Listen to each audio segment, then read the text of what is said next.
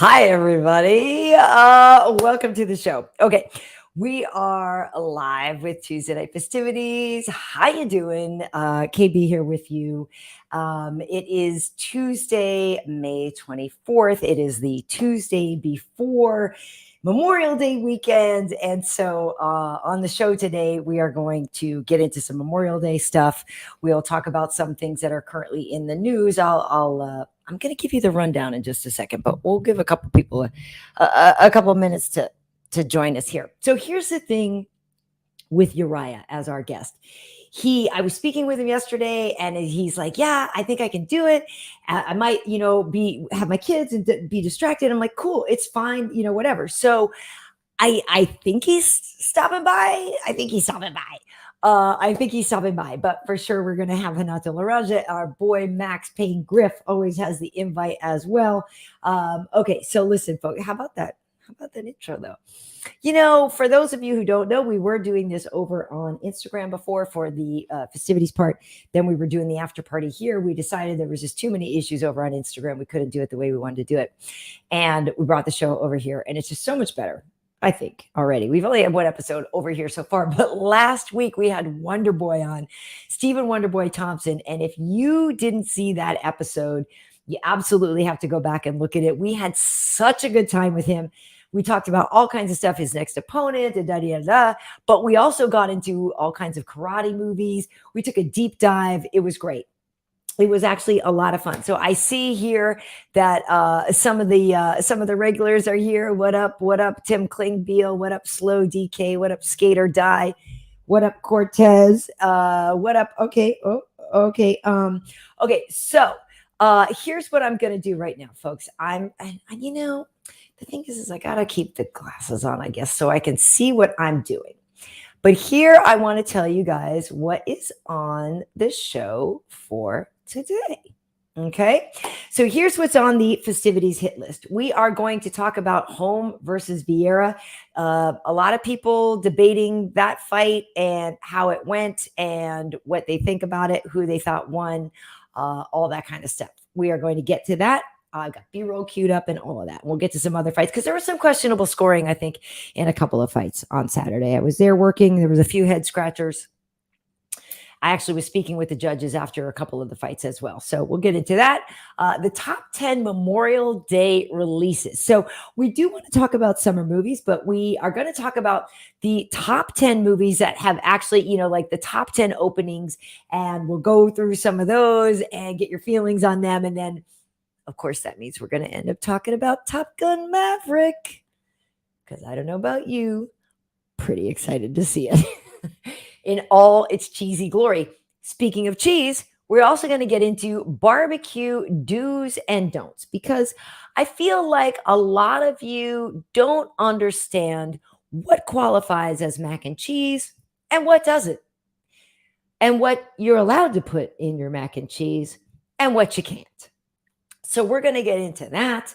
I have very strong feelings about mac and cheese and what you can or cannot do with it. Okay, we are also going to get into, I bet you guys have heard about Walmart and the Juneteenth ice cream. Have you heard about that? Yeah, I think it's a little bit of a misstep. We'll get into that. There's some crazy, I don't know, there's just some other things I think they could have done with that. We'll also then go on with our nickname bracket. We're going to move on. We have the results from last week. Last week we had Hot Chocolate versus Little Evil and Thug Rose versus Ruthless. So we have the results for that as well. And then we will get into our next bracket. So, and then there's also just some MMA news. I don't know if you guys saw, there was some news about Mark Munoz, who I love. But yeah, so this is this is what's on the hit list. So now you know what is on the way for the show. And yeah, okay. So Renato will be doing, well, let me just say hi to some of these folks. What up? Hey, KB. I think it's JH125. Hey, what up? What up, Mustache Dad? What up, Cortez? Let's go. That's absolutely right. Skate or Die. Thank you for the hearts. Okay. Hey, G Cruz. Gus Cruz. How are you? Okay, so wait. Oh, so Cortez is saying I think maybe people may just be too soft nowadays. Your opinion, I'm not sure what that is about. Maybe that's about the Juneteenth stuff. We'll get into that. So Uncle's live on Instagram. Yeah, it's smart because Renato now it's kind of like his little green room to go over there and let people know that we're doing this here. Because since we used to do it over on Instagram, there are still some people that I think are looking for us over there. But I don't know. I feel like we can all agree that this is just better here, right? Because we can do more. I can do so much more cool stuff with the graphics and everything. This is where Angie and I do What Had Happened Was. And in fact, on this past Monday or Sunday, we did What Had Happened Was we had O'Day Osborne on with us. Oh my goodness. He is so cool. And he is fighting on June 4th on the same card that our buddy Biggie Boy is on. And Biggie's been a guest on this show as well. So go back and look for that. But O'Day Osborne, he was on with me and Angie, and he is Jamaican. I'm half Jamaican. So it was great to have O'Day on for that. But we got into some really interesting stuff. Even if you don't know him, he is a UFC flyweight, and he's, got a few wins in the UFC. And man, he had such an interesting story about fighter psychology, his motivation, self-sabotage, all kinds of things that even if you are not a professional fighter, there was so much about it that resonated with me and Angie. Obviously, Angie's a pro athlete too, but it was incredibly interesting, and it got really deep. And I think a lot of us, if we're honest with ourselves, if we recognize some of our habits, we self-sabotage. We don't always give our best. We give ourselves outs. We give ourselves excuses. And we had a really, really interesting talk about that in a fight, and just a lot of other cool stuff. It wasn't all super serious, but the serious part was really good. And yeah, so O'Day is fighting on June 4th. I highly recommend you look up What Had Happened Was. That was episode 64, I think. This is episode 37 of Tuesday Night Fistivities, which means there's a bunch more you can look for. So yeah, we had on Wonder Boy last week, but so hopefully Urijah Faber is joining us tonight, like I said. Okay. Did I see, oh my gosh, Cortez, did I see that Hochhold is going to fight Costa? I did. I'm here for that. I'm okay with that. I love it. Oh, and yes, Tim Klingbeil, my Wayne Newton pick is on fleek. Thank you. And you know what it says on there? To Karyn, all my love, now and always, to a beautiful lady and a great talent. Wayne Newton knows what's up. You know what else is up? It is time to welcome he didn't win 24 times. He didn't win 25 times. He didn't even win 26 times. He won 27 world titles in jiu-jitsu. Ladies and gentlemen, the one, the only, Renato Laranja. Well, hi. Oh, no. Hi. I'm compromised. I'm under the water. Oh, no. Oh, yes. What happened? I fucking don't know. I was avoid everything for the longest time. Wait, first of all, am I light enough? You want some more light on there? I think you look good. It's not the Rona, though, is it? I don't know yet. I'm gotta test tomorrow. I didn't do it today. I will say you look good, and I'm now wondering if I need to adjust the tone of my lights because I suddenly got real green. You look green. I mean, yeah, I know. I think I need to. Unfortunately, you look like the one who is sick, and your uncle look like the one who. I think if I change the color tone of my lights, I think it's a little better now. I think you changed the color tone of your skin, huh? I was trying to get some sun today. I was trying to get a little tan. It's summertime, summertime, almost. It's springtime, caralho. But it feels. You know what happened? Because we're in LA, it feels like summer. When it's spring, porra. You know? Okay, but Renato, this is the official kickoff to Memorial Day weekend show. True. So that in theory usually denotes the beginning of summertime. So that is why I'm saying it. But to your point, yes, it's not quite yet been warm enough in LA, and I'm actually pissed. So it's a summer chime.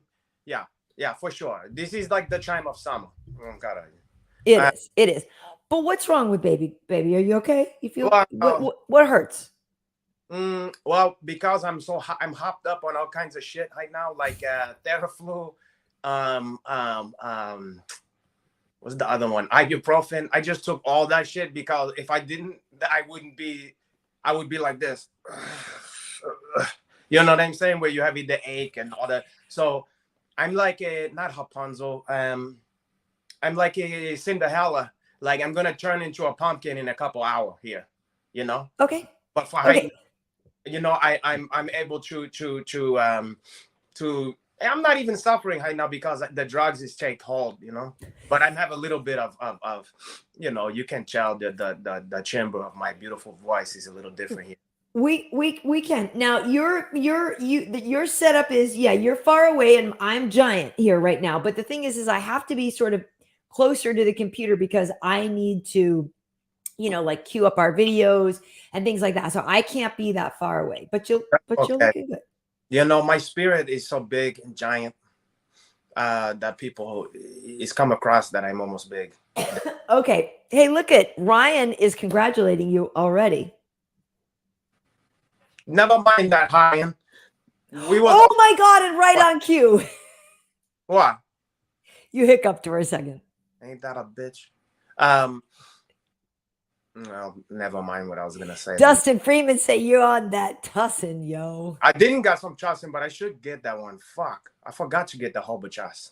I mean the chassin. Get Hobachassin. The chassin. The third airlines of the Hobachas. Okay, so here's the thing, Renato. I had given everybody the rundown on some of the things that we are going to be getting into here. Okay. And so we can talk Holm versus Vieta. We got the top 10 Memorial Day movie releases, barbecue do's and don'ts, Walmart's Juneteenth ice cream, nicknames, and MMA news. And, you know, hopefully Urijah is going to be joining us. You know, like there was we were talking, and then I was like, I think you can, and I think you can. So hopefully he's going to be able to pop in. The engine that could, I think I can. I think I can. Never mind. I think I can. Get the fuck over here. Okay. Well, he resuscitated his career. He should be thanking us his lucky star. People is finally talking about him again. As soon as that was out on the newspapers that he was came to this one, he's trending all of a sudden. He's trending. He is trending. He is trending. And so until he gets here, I wanted to sort of fill people in on a couple of other things. You know, Renato, this is the second one that we're doing over here on YouTube. It is also on your Twitch and my Twitter. Did you engage with any of your Twitch followers after last week's show? No. Frankly, no.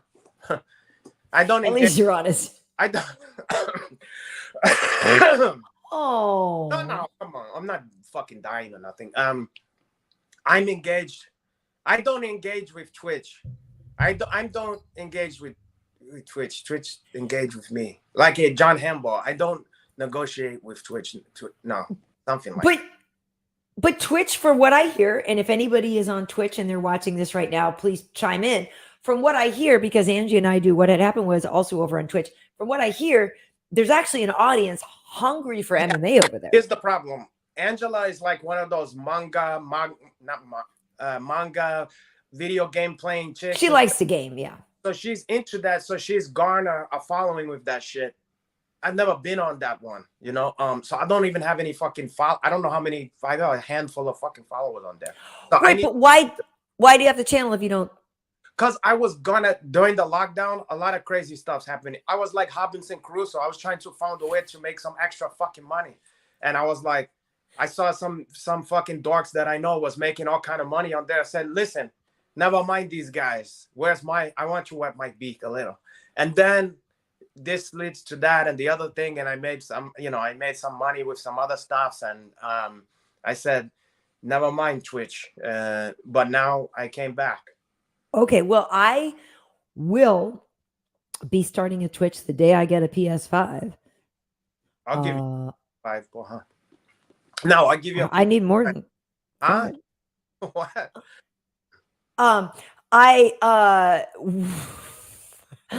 I no, I was thinking of starting a Twitch channel for all my, because I like to do word games and things like that, or like actual jigsaw puzzles. Do it And I'm work? told I might be able to find an audience there. Now maybe I just need to do it like topless or low cut Oh, shirts or something. But I would do a puzzle channel or something. puzzles. What kind of puzzle are you gonna do? How to found the cheeks? No, I like jigsaw puzzles. Know what it's gonna be? So here's the thing, A Sean jigsaw S puzzle. is saying I should get fan time or OnlyFans. People have said that. Get on. I I don't think I'm going to get an OnlyFans. Well, I just don't the think I'm boss. going to do that. I don't think I'm going to do that. But I I'm gonna do that. I don't. You could do that. I'm not doing. Taller than you, but I'm gonna at least be above you. God, Okay, but so yeah, you don't think you have the Rona, huh? I don't fucking know. I might. I don't know. How could I know? I didn't took a test yet. I was gonna do it today. I had a home test, but I thought it was gonna be like a simple little thing. It had all these fucking direct. It's like baking a cake, and I was like, "Listen, I don't get the fucking energy to deal with this. I'm not going anywhere today anyway. I'll do." Okay, it's pretty simple because I had to do, I used to get tested all the time when we would go to work. And so I got tested last weekend actually because there was somebody that at work that had tested positive again. So Okay. they gave me some tests to redo it and I was negative.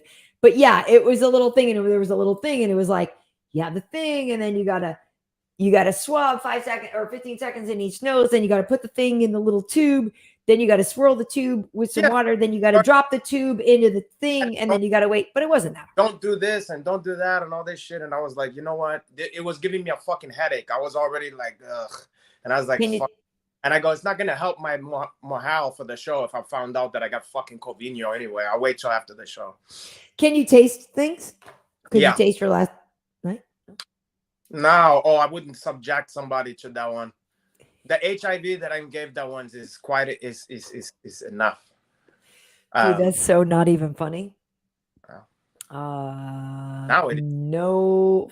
Well, Sean says I should do something in low cut shirts to get PayPal. So I guess I know. Yeah, spoil. What about me? Yeah, spoil me, boys.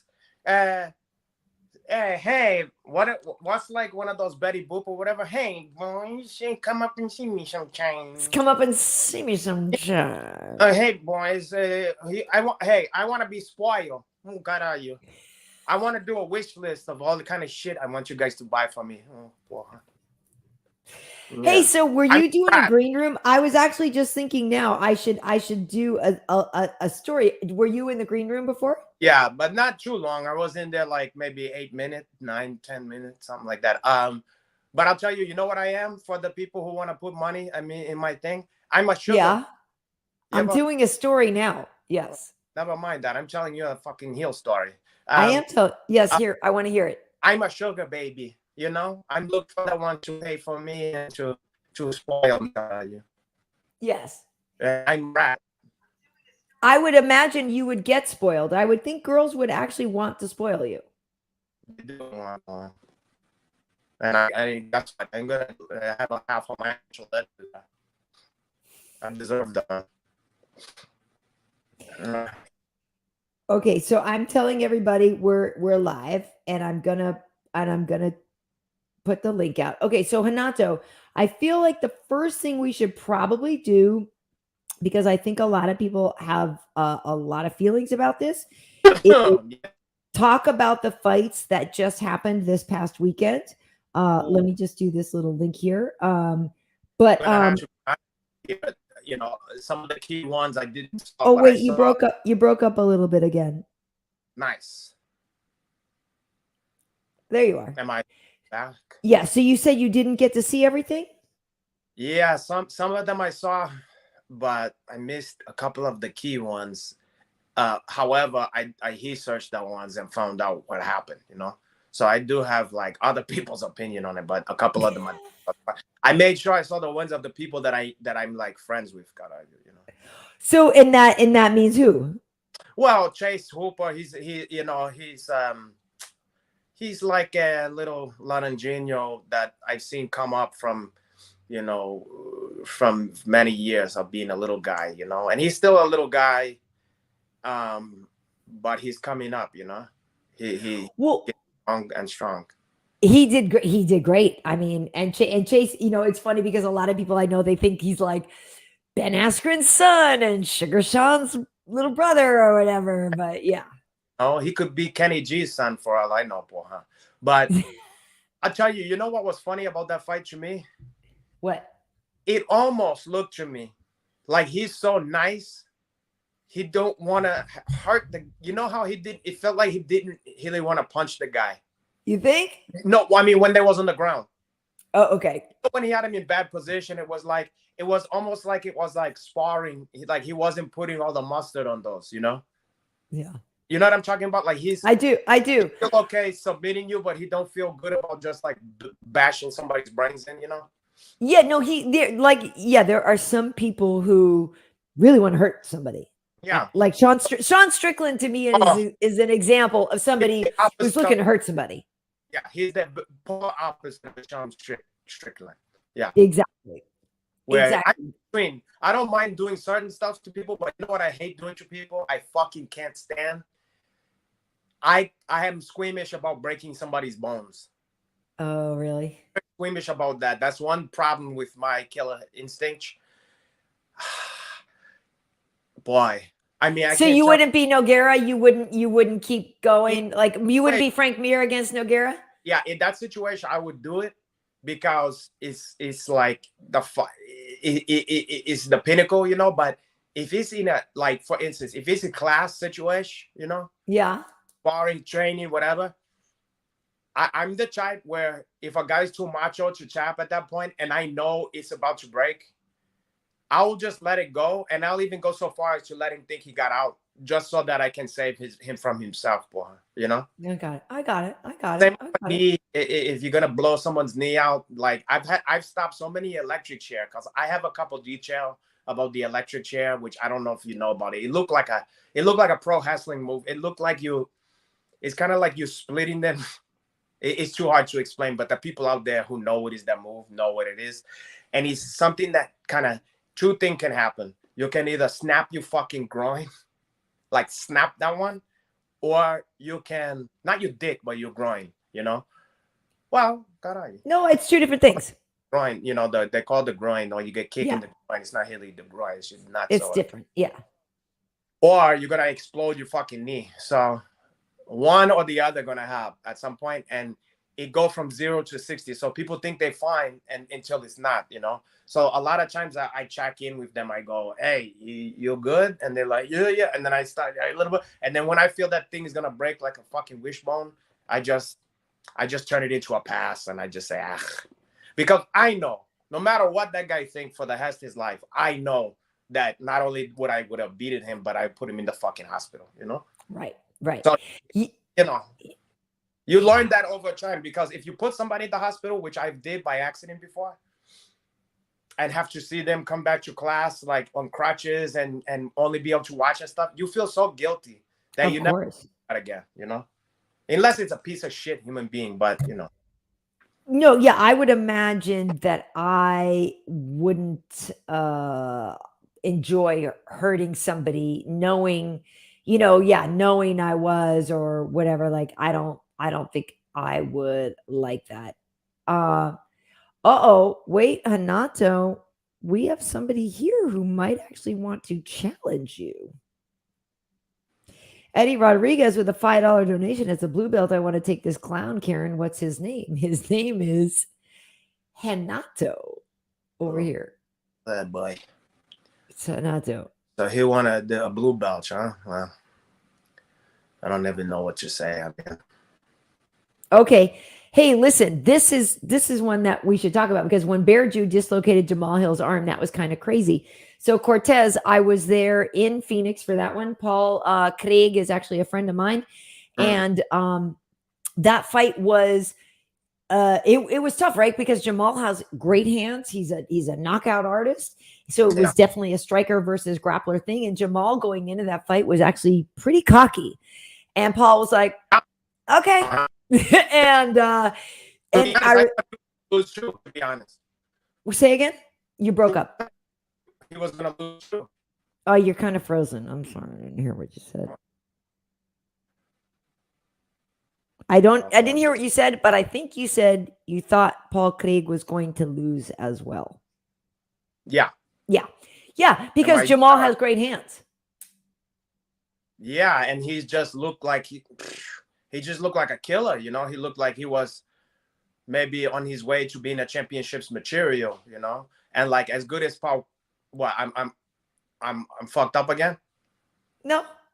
Oh, what happened? Why you gave that look? That I'm just laughing because, yeah, like our best laid plans like get screwed, right? Like Jamal was so confident, and it was like, or you can get your arm, like it actually technically wasn't dislocated, but and I like Jamal a lot. He was on with me and Angie on one of our shows, and he's a good dude. But it was just like he was so confident, and you know, when people are good at jiu-jitsu, Renato, you obviously know, it changes everything. It can, yeah. I mean, especially when you're the level of you know, the Bear Jew, because he clearly, I mean, he snatched victory from the jaws of defeat several times. Kind of like, you remember Cheese City or early? Of course. But you remember he was, before he got his striking like where it is now, he was the guy who like fuck you up with a submission out of nowhere, like while he's losing the fight, you know. He was the king of the third round submission. Yeah. So it was, you know, it's like certain guys like that, man. If you're that good at jiu-jitsu, you know, because a lot of people are not, you know, in MMA especially, to have an active guard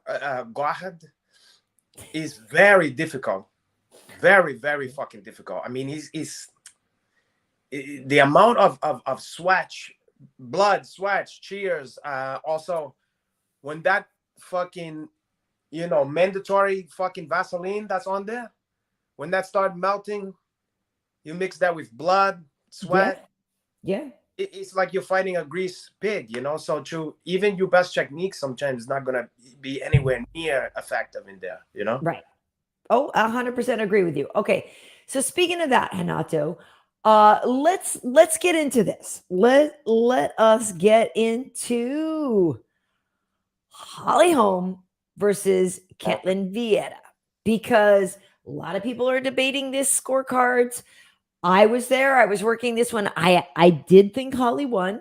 I'm not gonna lie. I wrote my whole lead to the post show. I have to write this while the show the fights are going on. I wrote a whole lead about Holly winning. Yada yada yada. The decision is read. I was like, oh shnikes!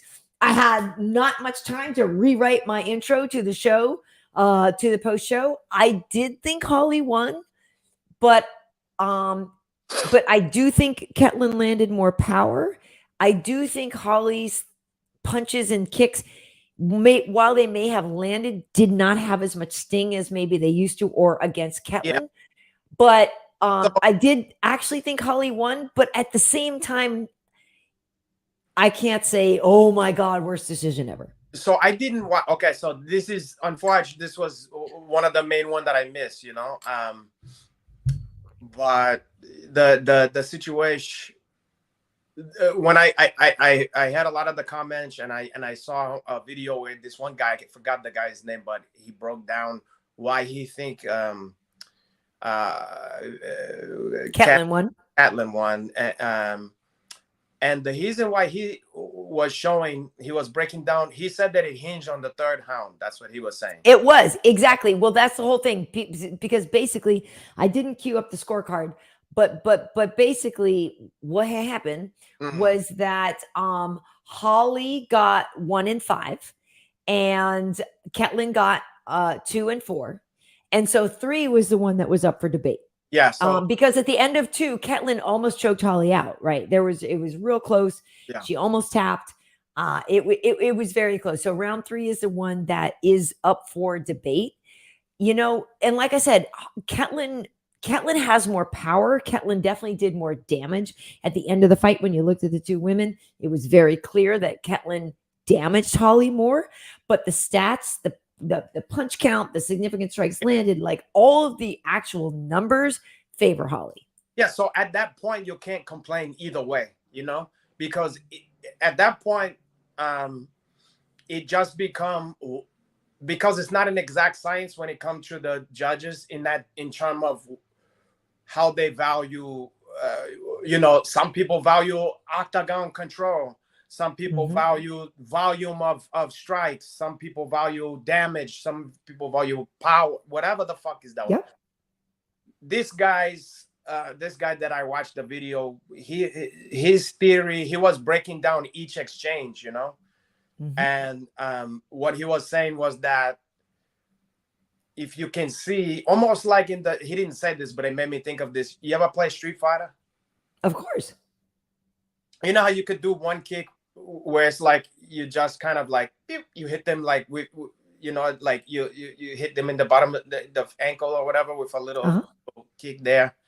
You can do that one, or you do like a heavy one, a heavy punch or whatever.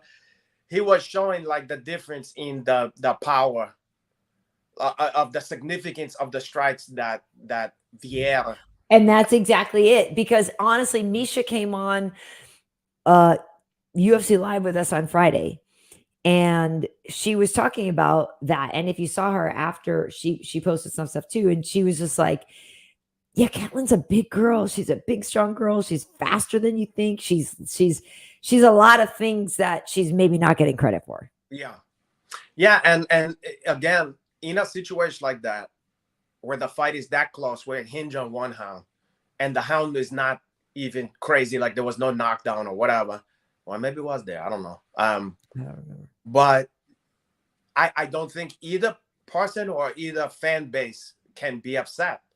If you don't finish the person and the fight's that close, it's like the Oscars. What do you like? You like,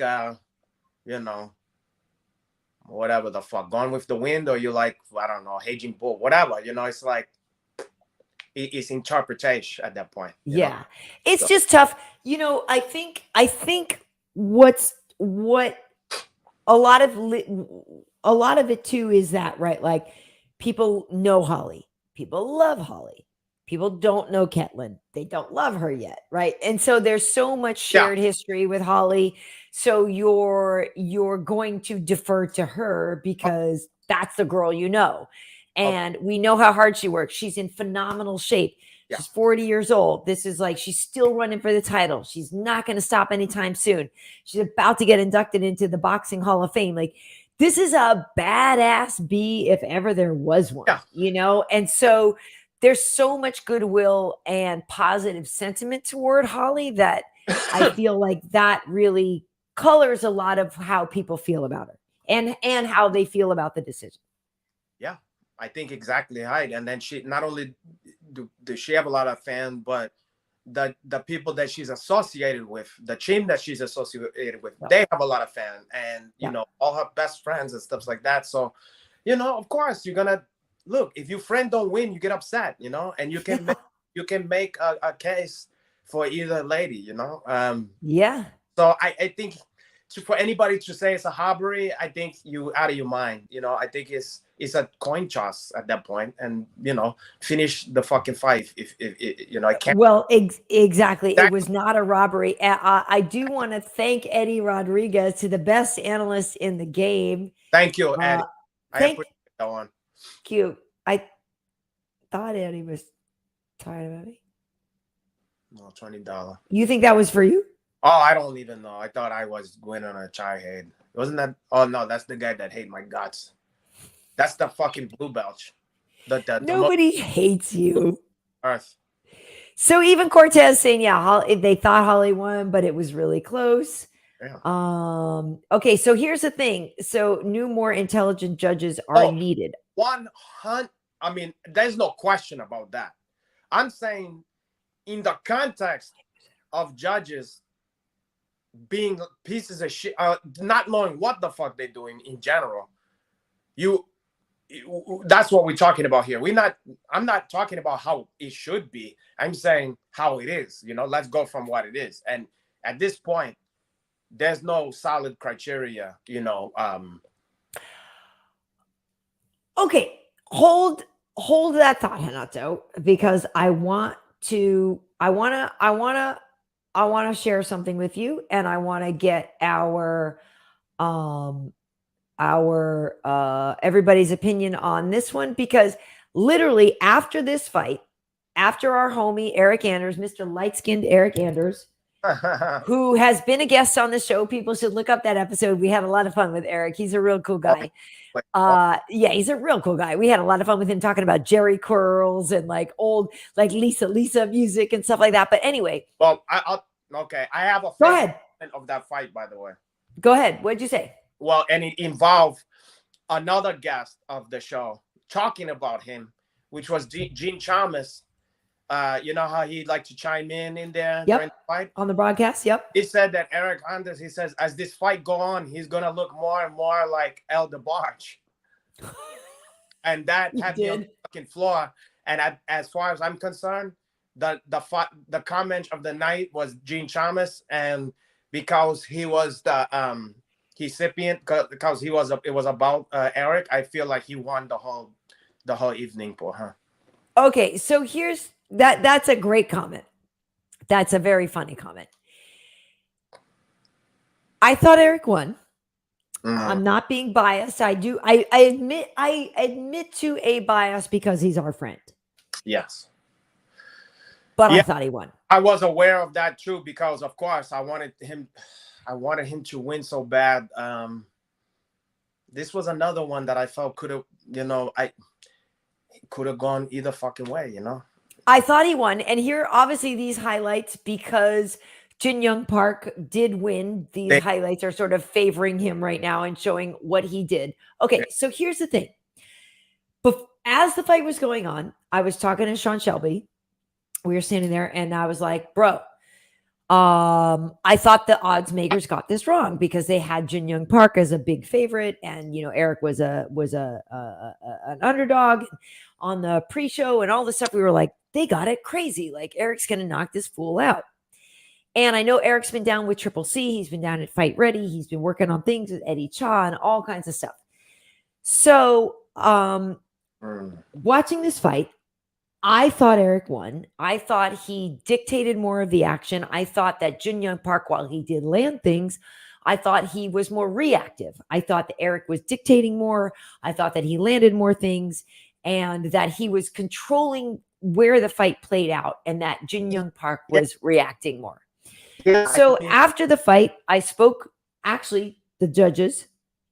I was like, because I walked up to them and I was like, I don't know, guys, because they all kind of collect after, because it's so small at the Apex, right? Yeah. So all the judges are sitting there. So they sort of collect, and I'm like, what happened there? What? And they were like, yeah, that was a really close fight, huh? And I was like, yeah, it was a really close fight, but I thought Eric won.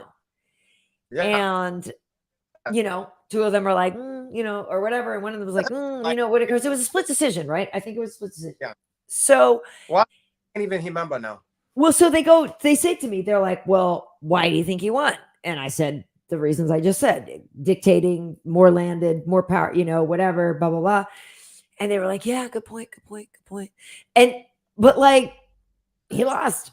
And so it sucks. And so I told Eric after I sent him a message. I was like, bro, I'm sorry. I did think you won. I said, but at the same time, I can see what you're working on.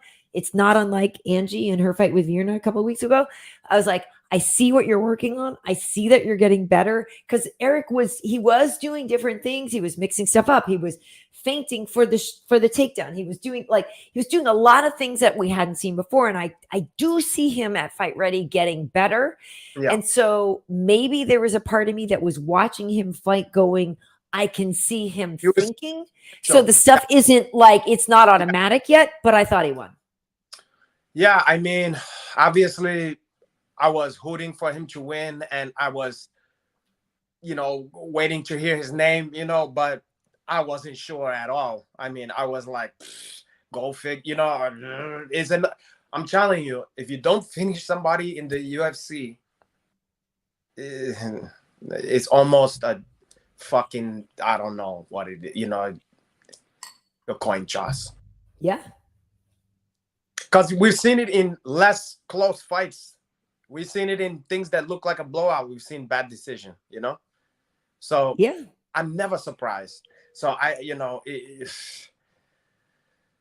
it almost seemed true that like they was giving this guy Park credit for defense, Right.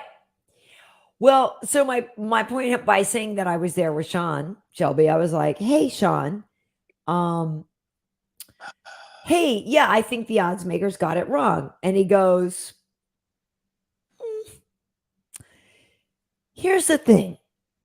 These Korean guys are like impossible to get rid of." And Jun Young Park's nickname is the Iron Turtle. It is a throwback to the warships of the Korean battle. Yeah, that's what it.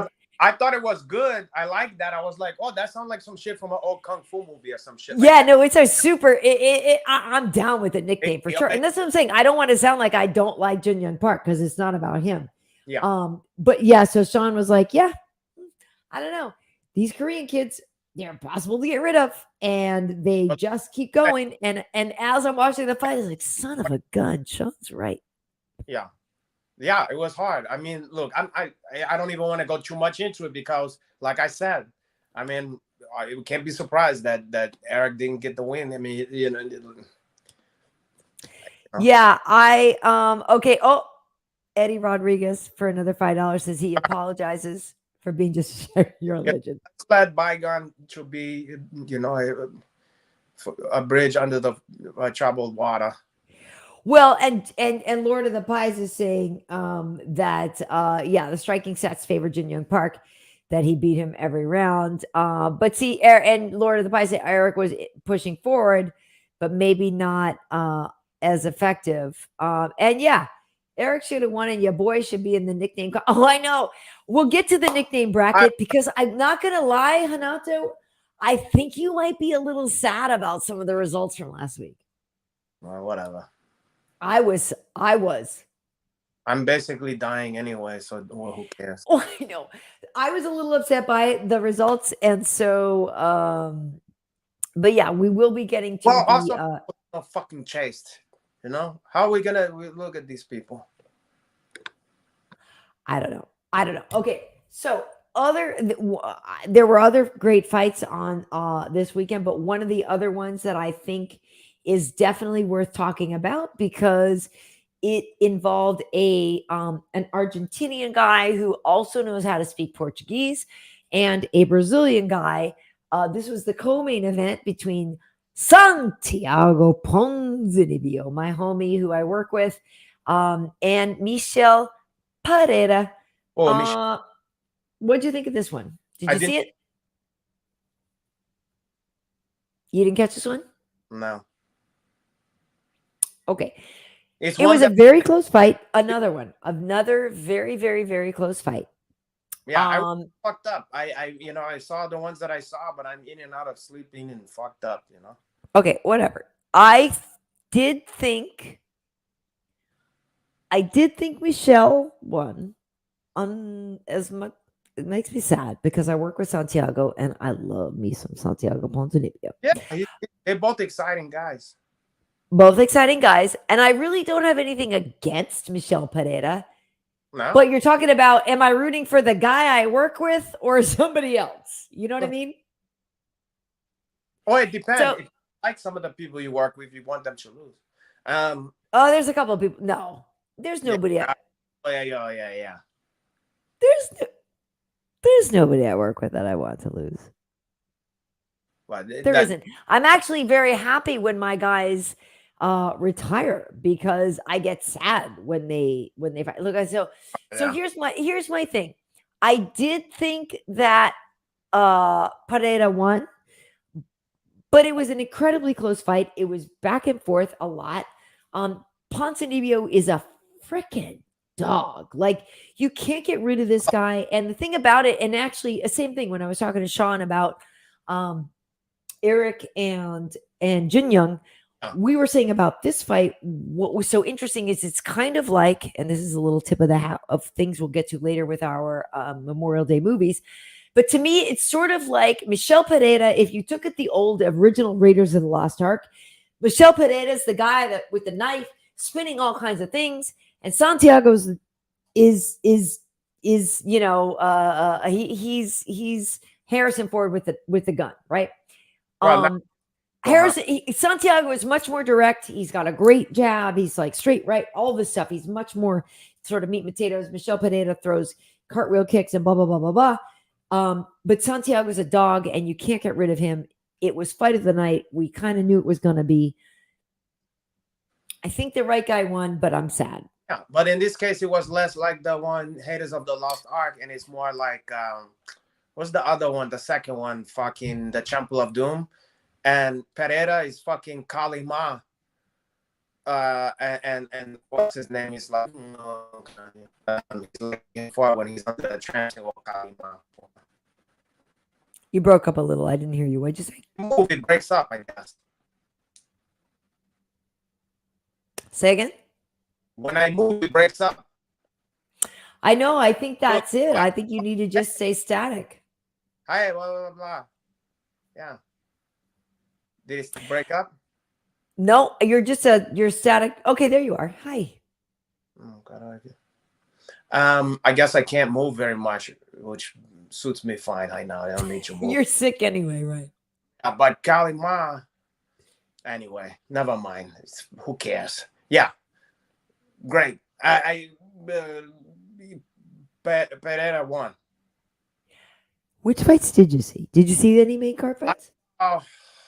Chase, I saw fucking another guy, Chidi and Joaquani, because I've known this fucking guy for years. So and I've been a fan of his for years. He started off as an enemy because in one of Alan Jouban's first professional fight, I think it was maybe his third fight, he fought Chidi, and I was in the corner, and he lost to Chidi. Yep. But then after that, later we became friends, him and his brother and stuff like that. So, and I know what a great talent he is and what a tough fighter and skilled fighter. And I've always been waiting. I always boggle my mind that he never became a UFC star. And now he's finally, for whatever he is, and the stars is aligning for him to be in the UFC and to really make a hunt, And I'm excited for that one. And he delivered, So Chidi's a beast. Yeah. I wish right now the kid is studying because it's finals for her this week. But, Chidi, the lizard, our lizard, Chidi, is here right now. Wait, after Chidi? The lizard is not named after Chidi and Jokwani. The lizard is actually named after Chidi from The Good Place, that TV show, The Good Place. But the fact that Chidi and Jokwani is killing it makes me happy. So I'm down with Chidi and Jokwani. So and to your point, like you said, Anthony, his brother, great guy, was in the UFC before. So Chidi on this fight, coming into it, it's only his second UFC fight. He priorly had I think it was a 16 or 17 second knockout in his UFC debut. Yeah. He came in and just crushed the guy. And then on this one, we're not going to see the finish, unfortunately, but he threw a really great elbow from the clinch and just finished him. And what I loved about it too was it was one of those where he throws the elbow, Dushko Todorovic drops, and then Chidi kind of comes over and how it's my favorite thing when they give the do I need to throw a couple of extra things here? And at the same time, the ref is jumping in and the ref's like, yeah, no. But my favorite thing is when dudes or chicks walk over and they've landed something serious and it's probably the finishing blow, and they come over and they check and they're like, oh no, I'm good. And then they just leave. Yeah, I love that. First of all, it's classy. Everything about that is good. I love that because it also makes you look like more of a badass than if you go down there and go with the hammer fit. Let it. It's like, it's like holding the shot in the fucking shooting basketball. Yeah, I Yes. careful. I didn't want to do too crazy over here because it's gonna freeze up again, kind of. But you're right. It's like holding the pose after the fall away. Don't ruin that one. It's like that classic knockout in the Humble in the Jungle with Muhammad Ali. He like fucked up George Foreman, and then as George was stumbling going down, he was headed to give him one of these, and he kind of let it go. He just didn't, because he was like, let me just watch this guy fucking just stumble, you know? And it was like just gorgeous, you know? And For sure. Well, Eddie, thank you so much for the donation, saying that we're an amazing team. I really appreciate you. I do appreciate you a lot. But people, yeah, JLH21, Chitty Chitty Bang Bang. It's such a great nickname for him, being Bang Bang. It's so good. And yeah, to your point, Aaron Hagel, he looks better at the higher weight class, because yes, he did fight Alan Joban, our homie, and Alan was working with me this weekend. And Alan is a welterweight at 170, and he had fought Chidi way back when, and Chidi won, you know. And but Chidi now, as an 85er, he's good, he's dangerous, like he's a real fun addition to the division. Honestly, I don't know what his ground game looks like, because he's a former kickboxer and all this stuff, so obviously it's going to be about the kickboxing. Yeah, but I'm here for it. You know, I'll tell you what, at the time when I was at that fight where I was cornering Joban, it was early in his pro career. He had a number of amateur fights, but from amateurs up until whatever it was, the third fight or whatever, he was steamrolling people like Mike Tyson. He was killing everybody, and they put him. I love it. I can't remember, for his second pro fight, they put him against now I'm gonna fuck his name up. Tyson. He was Tyson Pedro, or no, light-skinned kid that everybody thought was white also, or something. Oh yeah. I follow him too. I know him. I just can't think right now in my brain. Whatever. Fuck. Anyway, I can't remember. It was hot in the UFC. Here, I'll Google it right now. I'll Google Alan's record, because Alan was, like I said, he was very forthcoming. Like, bro, Chidi's good. Father, he was fighting, you know, and everybody was high off this kid. And I remember, like, we drove all the way out to this fucking Indian casino in the middle of fucking nowhere. And then I got there and was just getting to my seat. Hadn't even sat down yet. I was just sitting down, and he knocked the kid out in like 20 seconds or something with like a fine knee. And it was like, it looked like, wow, Alan is about to be like a fucking superstar, you know? It's gonna annoy me when I. Okay, so he fought Kyle Griffin and he won by a knee knockout. Then he fought Chidi, and he lost by TKO body kick. This is Alan's record. No, I'm saying Tyson Griffin. Was that the kid? His brother?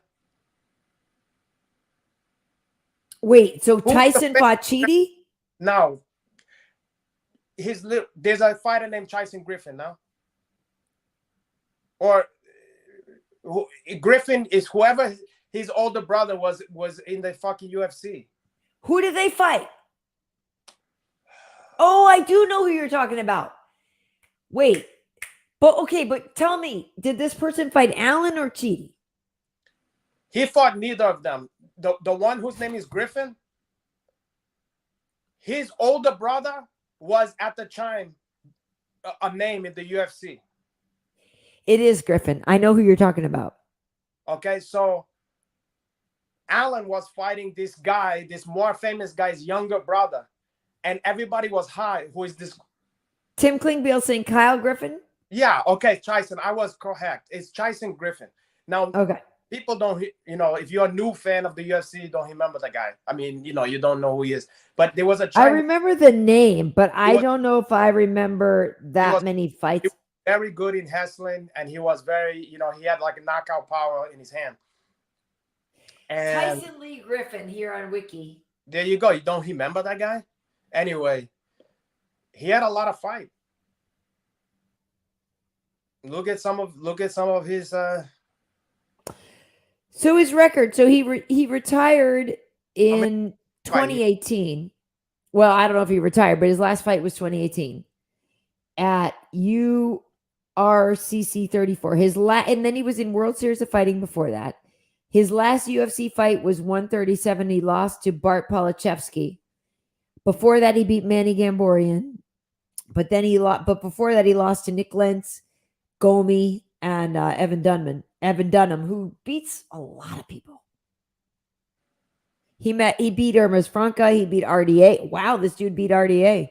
What was happening was he was knocking at the door of being like, he was one of those guys where you saw flashes of like, I do remember the name. I do. Yeah, you was like, this guy could be a fucking like a champion, but Yeah. then lose like the big, like then he would lose, But in any case, he was a tough guy, and everybody was so high on his little brother.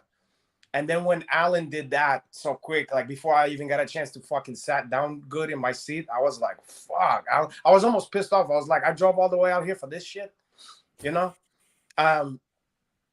But anyway, cut to the next fight after that. I'm in his corner because he wants the best. Or, whoever wasn't able to make it or whatever.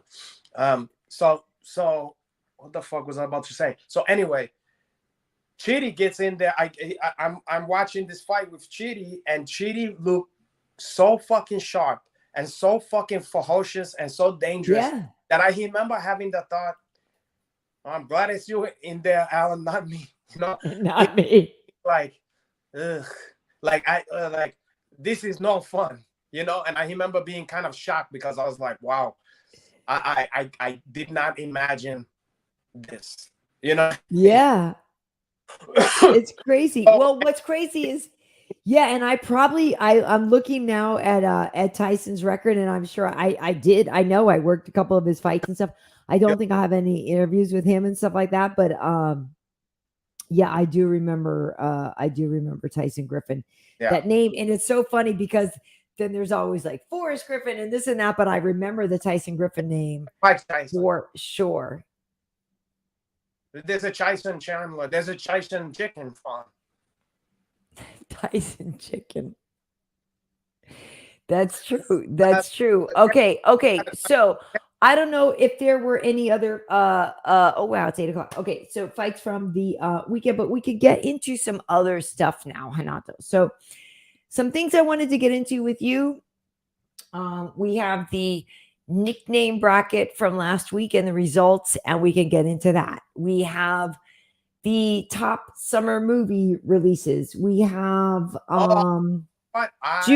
We have Juneteenth ice cream. We have what barbecue rules, what do and don't, because it is the weekend before, or well, a couple days before Memorial Day weekend, and I think people need to know what is acceptable for mac and cheese and what is not. But where do you want to go first, buddy? Well, first of all, I'm gonna admit to you something. I misunderstood the assignment when it came to the movies, because I interpreted it as, what is your favorite summer movies, meaning like they take place in the summer or they about the summer. Oh, do that you meant what is the top grossing movies of like summer movies or what, like summer releases. I didn't understand that.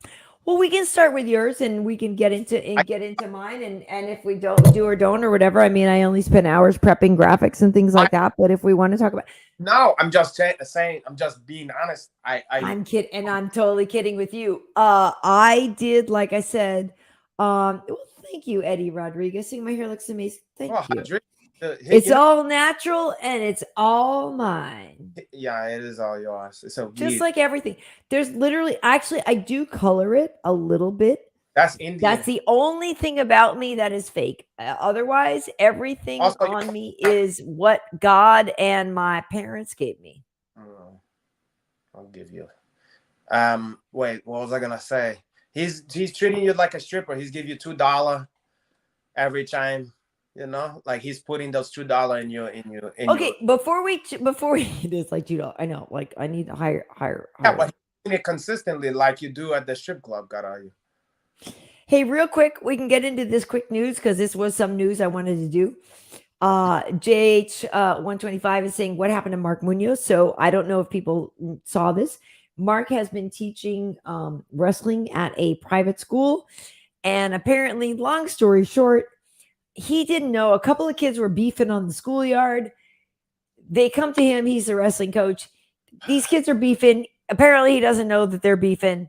They come to him and they go, "Hey, coach, can we fight it out?" And Mark's like, "Okay." And gives him, I guess, some boxing gloves to work it out. These kids work it out, but their parents get pissed. And so Mark now is on a leave of absence till the end of the year, which is what, like a week and a half or whatever. And they claim they won't pick up his contract for next year, which is stupid because Mark is an amazing wrestling coach. So I get it. I get that they have to do. I got that they have to do it. Yeah. But I guarantee you, some other schools like, F yeah, we get Mark Munoz as our coach now. That's true. How do you feel about this as a parent? I'm a little conflicted, but how do you feel about it? Okay. So first, boy, I have a whole lot of thought about this. The first thing, I guess, a blanket statement. I have zero problem with that. Zero. Okay. Back in the day when I was in high school, or before that, all throughout school, kids got into fucking fist fight. Okay. Mm-hmm. Now, as far as I'm concerned, that is the more responsible way to deal with that one. By putting on boxing gloves? Yeah, instead of and being supervised. Because if someone's on Queer Street, Munoz gonna jump fight, right? As an expert at that shit, no? So, from a standpoint of knowing about fighting and stuff like that, I realized that this is actually the humane thing to do in this situation, and I think it was. What you want to say, kind of responsible of the kids, to be honest. If they said that, if they came to him and "Hey, coach, can we beat each other up?" instead of just fucking each other up in the school, because I think from that standpoint, they was like, well, if we do this at school, we're gonna get in trouble. So we might as well do this supervised. Maybe this is a way we can fuck each other up or see who's the better man or whatever. Settle this shit without getting, which is the same. It's like the kid version of not getting arrested for fighting, So I think that I have zero problem with that. Now, I don't know. I mean, the only way I would say if I was a parent, I was upset about that is like if my kid had a fucking heart condition or a brain. And if your kid lost. Oh, God, yeah. Then I would sue. I would sue the school. I go, this is unacceptable. No, so now, having said that, okay, this is just what I think. Now, if you want to ask me the question, if I was teaching jiu-jitsu at the jiu-jitsu team at a high school, okay, would I even consider doing some shit like that? No, because I know the possibility of this coming back onto me. So am I surprised that he got fired? Not in the least, not in the littlest bit, because it's almost like you have to fire him by the way shit goes these days. I mean, in the old days, teachers used to be able to hit you. You'd be high-fived back in the old days. But I'm saying teachers used to be able to hit you. I mean, totally. Things have changed and you got to hit the whom, so this is on him in a sense, because even though I agree with him, it's not my standards that we're dealing with here. We're dealing with the school, and they're very rigid about this. Like, I mean, if you want to, I used to volunteer a lot, teaching basketball to single moms and stuff. Well, of course, that once. But I used to do that, and boy, they put you through a rigorous, the fingerprints, and they want to know you haircut, and but and for good reason. Child abuse, yeah. So if they're very serious about this stuff, so serious that I remember there was a guy who was teaching jiu-jitsu at a school. They wanted to have it as a curriculum, you know, in like a disadvantaged school. Cool. But the problem was, because of those touchy-feely rules about like kids and assault, you know, like all the like, you can't have jiu-jitsu with the no touching rules. Problem. He was allowed to teach. He wasn't allowed to touch the kids. So imagine trying to fucking correct form and posture and on a kid. Imagine mounting. Imagine putting like in guajad, you know, all that kind of stuff. It could be construed, especially by people who don't know jiu-jitsu. So it's like a minefield. I wouldn't go near it. He was talking about they would get a thrill from me. I go, nope, I'm not going anywhere near that shit. Especially no fucking females. Are you kidding me? What was I saying? So anyway, I'm not surprised. I think he's hung, but you gotta know what you're dealing with. You gotta know that if you're doing the nightly news, you can't say, "Oh fuck, oh God," you know. It's true. You can't do, and it's a shame that this is the way it is, but it's the way it is, boy. It is, and it's unfortunate. So Tim is saying with a $10 donation, come on, the school employed a dude called the Filipino Wrecking Machine and thought he wouldn't bring a smackdown. Did they think his nickname came from a fondness for Filipino construction equipment? Exactly. And the funny thing is, or not funny, the story I read on TMZ was like, you know, the school initially had said like they were so proud of having Mark because his accolades, his credentials, his qualifications are through the roof. And so that's why, and Mark is a wonderful guy. He's a very he's a spiritual guy. He's a family man. He is one of the honestly like most quality people I know in terms of the MMA world and people who you would actually want around your family. Like he's a family guy. He's raised a lot of kids. He's run his own gym. He's a very conscientious, thoughtful, caring person. Okay. So to me, when I read this story, I was like, well, Mark, either he must have not had all the information or like you were saying, thought, like let these kids work it out in a contained environment where they're supervised and with gloves and people won't get hurt. And just knowing him and knowing how people will take and maybe spin this story hurts me. Now, as a parent, I gotta say, I can understand the hesitancy and I can understand the upset, but I also don't think he was completely crazy for suggesting that they do that. I got a question. Did either of the kids get hurt in any kind of significant way? That I don't know. That's a good question. I don't know. That would would make me, if the kid is hurt and the parent, of course you're gonna be upset. But wouldn't they have maybe gotten hurt worse without boxing gloves on out on the schoolyard? Of course. But if you're the parent, you're gonna react about the. If you're the parent of the wuss. Or if your kid got hurt, you're gonna be like, who the fuck? If your kid lost, you're gonna be mad. And you're gonna blame it on somebody. You know, you're gonna have to blame something. But I guess it's just to me, the thought of taking Mark Munoz to the gallows is insane because he's literally one of the best people I know in MMA. But if you was I agree, and I've met him on a number of occasions, and he's a sweetheart. Okay, he's one of the best people I know. Now, having said that, if you was the fucking principal or the whatever is the highest thing, the whole, who are you talking to over there? My kid. Is that like a twink, like a guy you keep there? You call him your kid? This is my kid. We have a finger gun war, and I just got her. Oh God! We've had an ongoing finger gun war for years, and I just nailed her. I'm gonna do a finger guns to you too, rapid fire. But I'm used one. Oh, caralho. I go, gotcha. You already defibbed the goods last week. Gotcha. And then you go, oh, you win. I mean, keep going. You're killing me. Oh, boy. Hurt me more. Yeah. Oh, I don't think I was. You didn't. Oh, I don't know. Put me out of my. More. Oh, he's gotta bring in the big guns.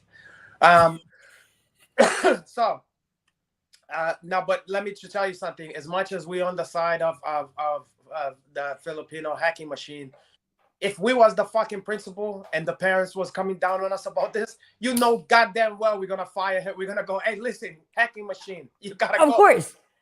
You know, or else it's You have to fire. No, that's the thing that sucks is I know they got to fire him. I mean, I know they have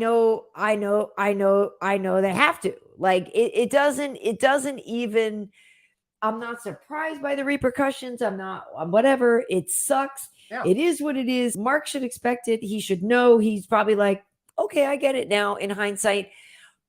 I'm just saying, there's so many bad apples in the bunch, and he's not one of them. And I've had this situation myself. I was fired. I used to teach hot yoga at Sarah Lawrence University, and I got fired. No, you didn't. It was traumatic. You know, you can imagine. You know, the thought of that actually is hilarious. Listen, there was a dark time. And I thought I got a bad habit. Sarah Lawrence. Okay, but anyway, this is not about me here. That was such. I'm gonna go over a lot of people's head. So, what the fuck was I saying here? You understand, yes, that Mark knows he did a wrong thing. Like he's probably at home going, I get it. Yeah, I mean, you have to. And you know what this reminds me of? When I was a young man, you know, and there was, you know, I spent a lot of years, you know, I go between parents and stuff, and I would hang out with, when I was staying with my mom, she was very not, she was not conservative when it comes to, you know, like he's smoking marijuana or whatever, you know, little shit like that, mushroom, hashish, whatever, that kind of stuff. Yeah. Like, oh my God, you know.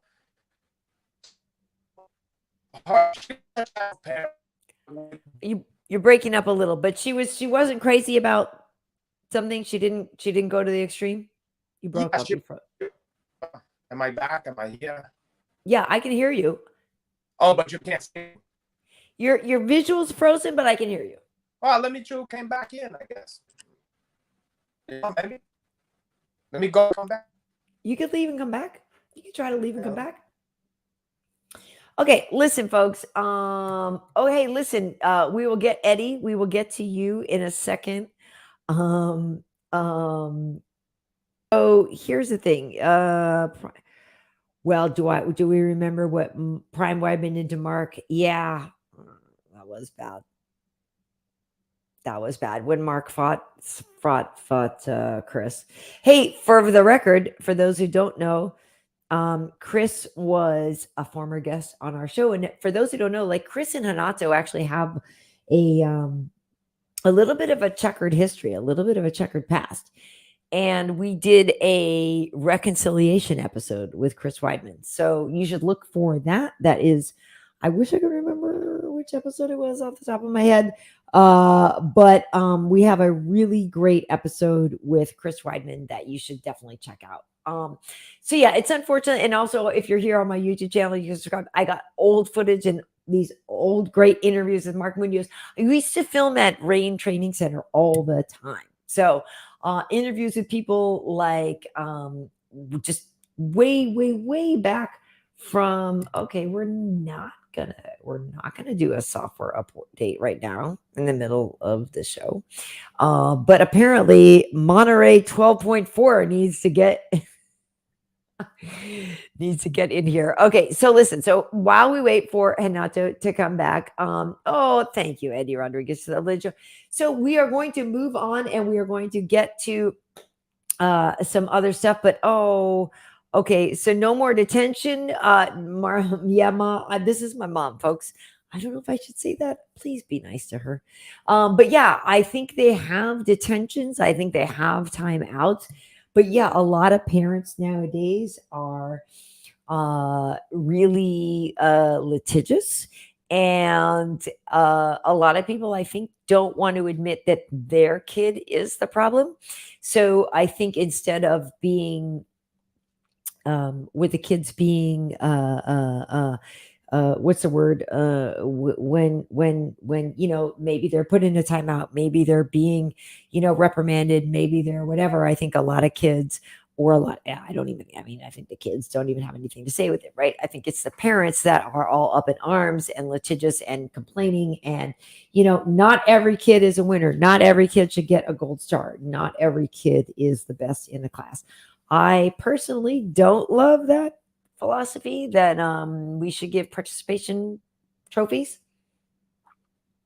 I think that sucks, and I think it's stupid, and I think it teaches a lot of bad things. But that's just me, and so be it. But a lot of people obviously have other opinions about that, and I understand why people are sensitive, and I understand why people maybe don't want their teacher encouraging them to throw down and fight. But regardless, kids are going to fight. And I think under Mark's supervision, that was probably actually better. But who knows? But anyway, okay. So Masvidal. Okay, so Eddie, thank you for the donation. Masvidal versus Gaethje or Oliveira versus Islam. What tickles my fancy? If I'm honest with you, Masvidal versus Gaethje or Oliveira versus Islam. I mean, both of those fights tickle my fancy, but I also think you're forgetting about somebody great, and his name is Beneil Dariush. And Beneil was supposed to fight Charles Oliveira, and I think Beneil, unfortunately, Beneil was going to be a guest on our show, and then like that day got injured, and it really sucked. But I think Beneil is the guy that should not be forgotten in the mix, in the conversation. Um, you know, in terms of fighting for the title, it's stupid to me. Charles is still the champion. I still call him the champion. He is the champion. He's a champion. I also admit to my bias of being a massive Oliveira fan. But to me, Charles Oliveira is the champion, and it's stupid that he has to fight a vacancy to reclaim that. Makhachev makes sense. But Beneil Dariush, to me, is the guy that people are forgetting about. Hello. That was a Hanato and a hello all mixed together. Oh, am I back? Yeah, you're back. You look good. That's what I want to hear. Okay. Well, I was just answering a question. Eddie was asking Masvidal versus Gaethje or Oliveira versus Islam. What tickles your fancy? And I was saying I like both of those fights, but I also think people can't forget about our boy Beneil Dariush. Yeah, can't forget about that one. Can't forget about our boy Beneil Dariush. Okay. So Beneil calling out Elon. He got a Tesla. Did he really? Oh yeah. Because he remember he won a fight, and then he said he was talking in the press conference. This was whatever was his last win. He was like, "Yeah, hey, Elon Musk, if you're listening, where's my car?" I guess he ordered a fucking Tesla, like, and it was still not come. And then I guess Elon heard it and expedited this shit or whatever. Right. And Masvidal has swung between weight classes. He's sort of more lately at 170. I like Jorge a lot. Both of us like Jorge a lot. So I got a question. Yeah. Speaking of the Pereira fight before, I don't know what this was. I just didn't even understand, but there was some kind of beef after the fight where there was like a Twitter exchange or a Instagram exchange with Pereira and Masvidal. What the fuck was that about? Anybody know? There was like a problem that they had some kind of beef, and Masvidal was like, "This guy's a piece of shit," blah blah blah about something. Well, I think it's because Pereira called him out after the fight. He did. He called out Masvidal. I'm pretty sure. I remember at work because at this point, when the co-main event ends, I started to get pretty busy. But I think Pereira called out Masvidal. Isn't Pereira bigger than He's huge, but he is a welterweight. Technically, he's a welterweight, and somehow miraculously he makes 170 pounds, but he's huge. It'd be a fun fight, though. I'll tell you that. Yeah, he's huge. Somebody's saying they saw something with a wife. There's always things about DMs and people sliding into people's DMs. So maybe somebody said Pereira's wife, or like Masvidal slid into Pereira's wife's DMs or something crazy. Whatever. Listen, Why I'm not. Tim is saying that it's that Masvidal said your wife's in my DMs and brought the receipt. I don't know. Oh, well, hey. She MDM Jorge Masvidal, and he showed the screenshot. Well, hey. First, well, okay. Hey, Okay. it is what it is, caralho. Oh, I was gonna say back to before I forget. You know, when my feed was getting fucked up by the gremlins or whatever. I was gonna say that my mom was the type. She took the approach. I'd rather you kids to get fucked up at the house than to be out there drinking, driving, doing God knows what out in the streets. You know. Yeah. So that was her approach. That was not the approach of most parents, you know. But luckily, my friends didn't hat her out and stuff like that. But she would let us. She knew that we was smoking weed and drinking. So as long as we didn't fucking get nuts, we could be at the fucking house, you know, have like almost like adults. Like we could be watching, let's say a basketball game and having a couple beers. At what age? 16. Yeah, because she wasn't stupid and she was a wild kid. So she knew it's naive to think that we wasn't out doing, and we was true. And we was out there drink. I wasn't driving because I didn't have a car, but we was out there drinking and driving and, you know, doing God knows what we was doing, you know, out in the fucking wild where you can get into fights, you can get into accidents, you can get busted by the cop. So she took a different approach, was more a common sense approach. Now, would she probably like it if we wasn't doing any of that stuff? Probably. Right. And it's almost like this, like the parents that want to be like, no sex and all that, don't want to talk about that. And then the kid end up getting pregnant because, you know, or you have the kid. You didn't have the conversation. Right. Because you weren't open about the conversation. Right. I don't want you to have sex, but if you're going to have sex, here's a condom, whatever, you know? So, right. So I think that it's like that situation like that where she was doing kind of the responsible thing, but if other parents caught wind of that, they would be like the you know, a lynch mob for her, you know. But I agree, and I think it's a smarter approach. To be honest, it's the realistic approach. You know, it's the other shit is fantasy. I get it. You say that it's funny though because it's a fine line, right? Because I have a teenager and I try to have an open conversation about things. Yeah. At the same time, you know, yes, I do. I understand what you're saying. Like, if you're going to do these bad things, maybe do it under my roof and my supervision. So whatever. But at the same time, there's no comparison between you, teenage daughter, and me. Oh, for sure, there's not. Thank God. Like, but let's say for argument's sake, through no control of your own, you had someone that was like a female Hanach, and you know goddamn well that there's a real good chance that she's out there fucking, she's out there drinking, she's out there experimenting with psychedelics, whatever the fuck. He's so stressed out. Getting into fist fight, she's stealing stuff. He's so stressed out. Now, you probably be a little less stressed out if you went, I don't like her doing any of this shit, but what if she's at the crib, maybe under my supervision, maybe things at least I can have some control over this shit. Whereas if I try to pretend that she's not doing that stuff, then she's gonna probably be out there and end up in a fucking ditch somewhere, you know? Yeah. I hear you. And I would rather her do it here, and I'd rather be open about it, and I'd rather. Now, that don't mean you let her just freebase or, you know, smoke, you know, do heroin. The thing is like, there's a difference between, like, for instance, you go to a party with adults and you watch the UFC. A couple of people is having a couple responsible beers. Maybe somebody smoking a joint, you know, with like a Hodge clip, like, you know what I mean? Like adult stuff. It's not that extreme, you know? We're not talking about a fucking going overboard, you know? Yeah. Well, she wasn't letting us get fucking nuts, you know? I hear you.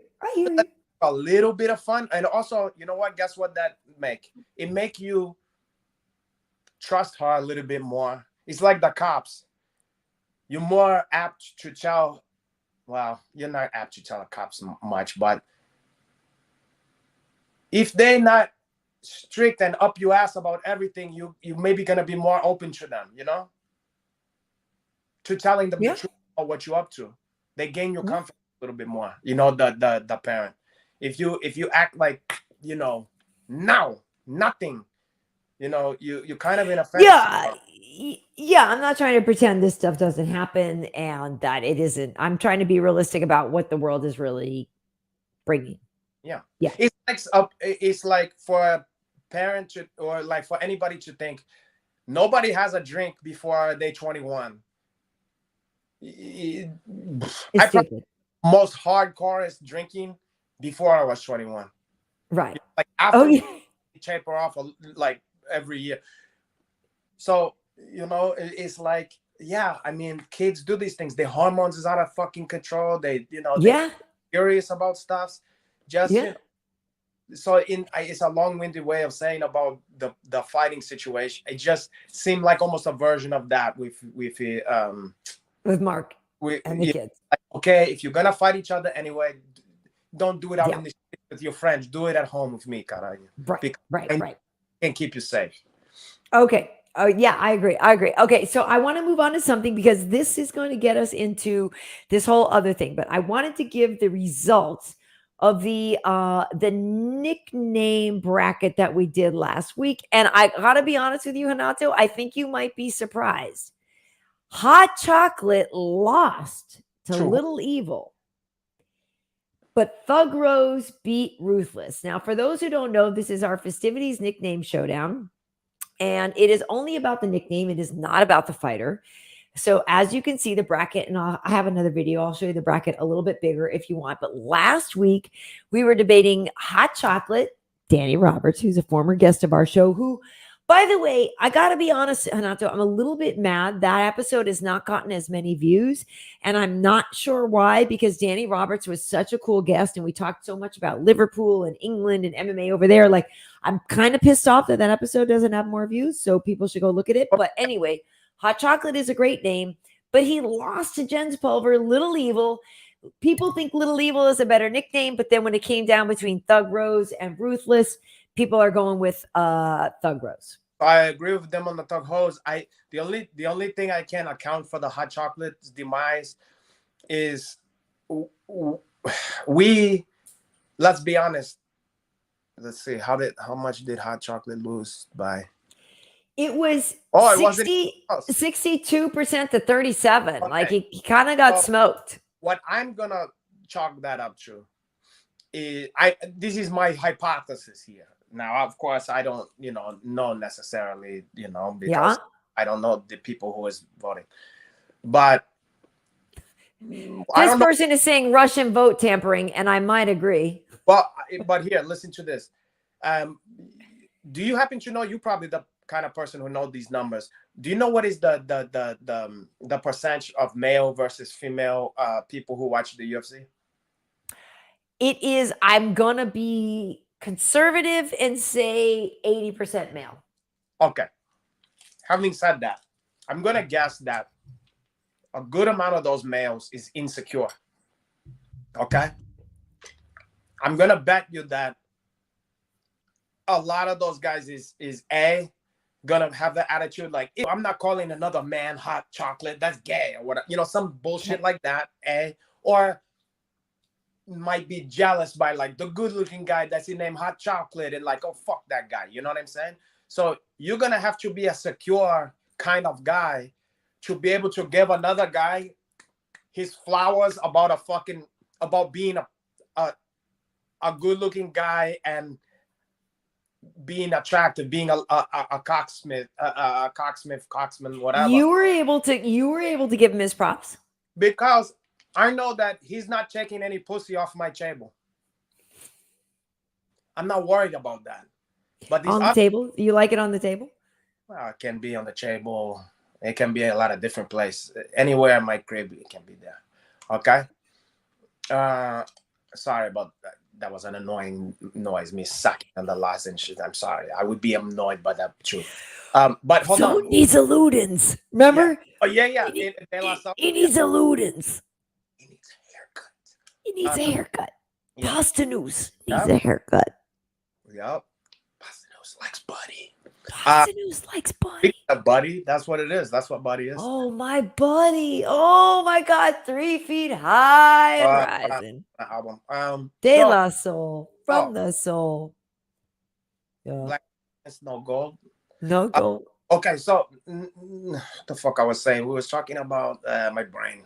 You're able to give Dan Roberts props because you, as a handsome man, are not threatened by this handsome man, but you think a lot of people may have chosen Little Evil because they're intimidated or don't want to sign on to give Danny Roberts any props. Well, yes, and my handsomeness is part of it, but it's not just because I'm uniquely handsome. Because I think there can be some ugly guys who feel the same way. They just have to be secure. They have to know that they got something going, you know? They have to be, you know, some kind of way where they can appreciate when another dude is winning somehow, you know? Like without going like, I hate that he's winning, you know, like I don't like that women like him or whatever, you know? That's like a scarcity mentality, you know? Yeah. Like hate it. A hater. The classic, you know. So I would imagine that if it was flipped and there was 80% women watching UFC, right? You know, we know the answer to this here. So we know the answer. We know the answer. Okay, so yeah. I want to say to people. Hold on. Also, I'm just letting. I was just gonna say I'm just double checking on our come on. Bad idea. Okay. So wait, no, I want to update everybody. Okay, so here is what now the nickname bracket looks like now. So this is what we're left with. So now Sexyama and Touchy Feely have moved on. Little Evil and Thug Rose have moved on. So this week we are going to be debating the Axe Murderer versus the Dean of Mean. So if I know it's not about the fighters, it's about the names, but obviously the Axe Murderer is Vanderlei Silva. The Dean of Mean is Keith Jardine. Yeah. Then we had the Ginger with the Intent to Injure versus Karate Hottie. And now the Ginger with the Intent to Injure, was that what's his face? No, that's Eric Red Schaefer. It wasn't? No, because his is one of my all-time favorite, which was Havishing Head. Oh, okay. That's right. One of my all-time favorite, but he fucking changed it. So I'm not going to give him any credit for that. So he didn't have the balls to keep that name. It broke my heart when he changed that name. Havishing Head, it was one of those things that tug at my heartstrings. When a guy is implying how gorgeous he is and he's like okay looking at best, that's one of my favorite gimmick. It's I'll good. never not enjoyed that. Handsome Matt Wyman. Matt Wyman was actually cute. So yeah, I mean, but it's funny. Even him, he's not so fucking handsome that should be his fucking nickname. You know I'm not saying that's the first thing that I think of. Yeah. Yeah, I'm just saying it's funny. So it is funny, and it also is so. It's just I don't know. I'm a sucker for that. Anytime it's that, and the less good looking you are, and the more you name imply how fucking gorgeous you are. It knocks me the fuck out. I'll take it anytime. So who is the Ginger with the Intent to Injure? I forgot because it was someone I never heard of. Oh, what? No. What? No, I thought you knew. No. I looked it up. It wasn't his fighting prowess that stood out. It was his fucking nickname. All right. Well, now it was Rick Pfeiffer. Rick, the Ginger with the Intent to Injure Pfeiffer. Like if I heard that live, that's a pretty great nickname. I would fucking stand up and applaud with tears in my eyes or whatever. The Ginger with the Intent to Injure. He looked like Ed Harmon. Wait, are you sure that's not Ed Harmon? Yeah, I just Googled this guy. Rick Pfeiffer. He's Canadian. A good old Canuck. Look, it's about time you come out here. He's apologizing, by the way. What? Why? Canadians apologize. That's all they do. Yeah, for even being on the list. If he wins, he's gonna apologize. He's gonna kill himself if he wins. Now, we gotta hitch out to this guy. If you're out there, Ginger with the Intent to Injure, if anybody knows him or heard about his whereabouts, contact us immediately in the GM or on here if you know. Yes. The guy out there, anybody, any of our Canadian fan. Yes. Okay. Well, so I don't know, but Dean D, I can't let you get close. They're saying the axe murderer can't let you get close. Yeah, the Dean of Mean can't let the axe murderer get close, and that was So- his problem because I And like. that's I'm not gonna lie. I'm not gonna lie, Renato. This one is tough for me because I actually love me some Keith Jardine, and I love Vanderlei. Like I have a lot of videos of Vanderlei here on my channel. If people looking here on YouTube, but like I have a lot of videos of Vanderlei. He's awesome. Like I have videos of Keith Jardine. So that one to me kind of sucks that we put those two next to each other, against each other rather, because those are two of my favorites. You put that. I didn't. That's like when you put Satsuyama against Caramel Thunder. That was a low blow. Well, Now, there's a bunch of hard nicknames because everybody's like, what about so-and-so? What about so-and-so? Like we could have made the bracket, could have been a lot bigger. You only have yourself to blame on this one. Now, correct. I know the Dean of Mean. I've had chai food with the Dean of Mean. Okay. Now Palooka Palooza is saying the Dean of Mean is good. It is good. I've hung out with the fucking Dean of Mean. I have a mutual friends, a lot of mutual friends with both of those guys. But the only one I've hung out with was the Dean of Mean, porra. You know, because it's Tate Fletcher, they're very close. And, you know, I used to train with Tate Fletcher and hang out with those guys. Anyway, having said that, Calvin Gregory is saying Axe Murder and Dean of Mean should automatically advance, but they're against each other. Now, I didn't put it them. It's just like Caramel Thunder. He just caught a bad. It is on me. That's my bad. I'm sorry. He caught a bad one in the first round. What can you do? It's like the Mavericks losing to the Warriors years ago, you know, in the early 2000s, whatever. It can happen sometimes, but I'm sorry. I would be a fool to not pick the axe murderer in this situation. It's shocking. It's funny. There's a lot of stuff about the axe murderer. It's like it's crazy to name someone that as if that's a positive. It hicks of being given to him by Japanese fans, I think. Yeah. Because it's something like American fans wouldn't give you, like, yeah, he's the axe murderer. It sounds tasteless, you know? But it's too violent. Yeah, exactly. But that's what makes it so good. It's like, the axe murderer, you know? Yeah. I mean, there's something so good about that fucking nickname. And because, let's be honest, he kind of was like a fucking axe murderer, you know? And the funny thing is true. Oh, caralho, he was terrifying in the early days. Now, another thing about him that really made him look like the axe murderer. Have you ever seen him when he used to have hair in the early days? A little bit, yeah. He just had a little, though. No, but when he had like a full head of hair, what kind of hair do you imagine on him? And then we're gonna laugh about this. Just sort of like straight and brown and like kind of thick, but nothing crazy. No, he had it curly. Was it curly? It was like, you know who he looked like? Almost to a Chi. You ever used to watch Howard Stern? Or listen to that one?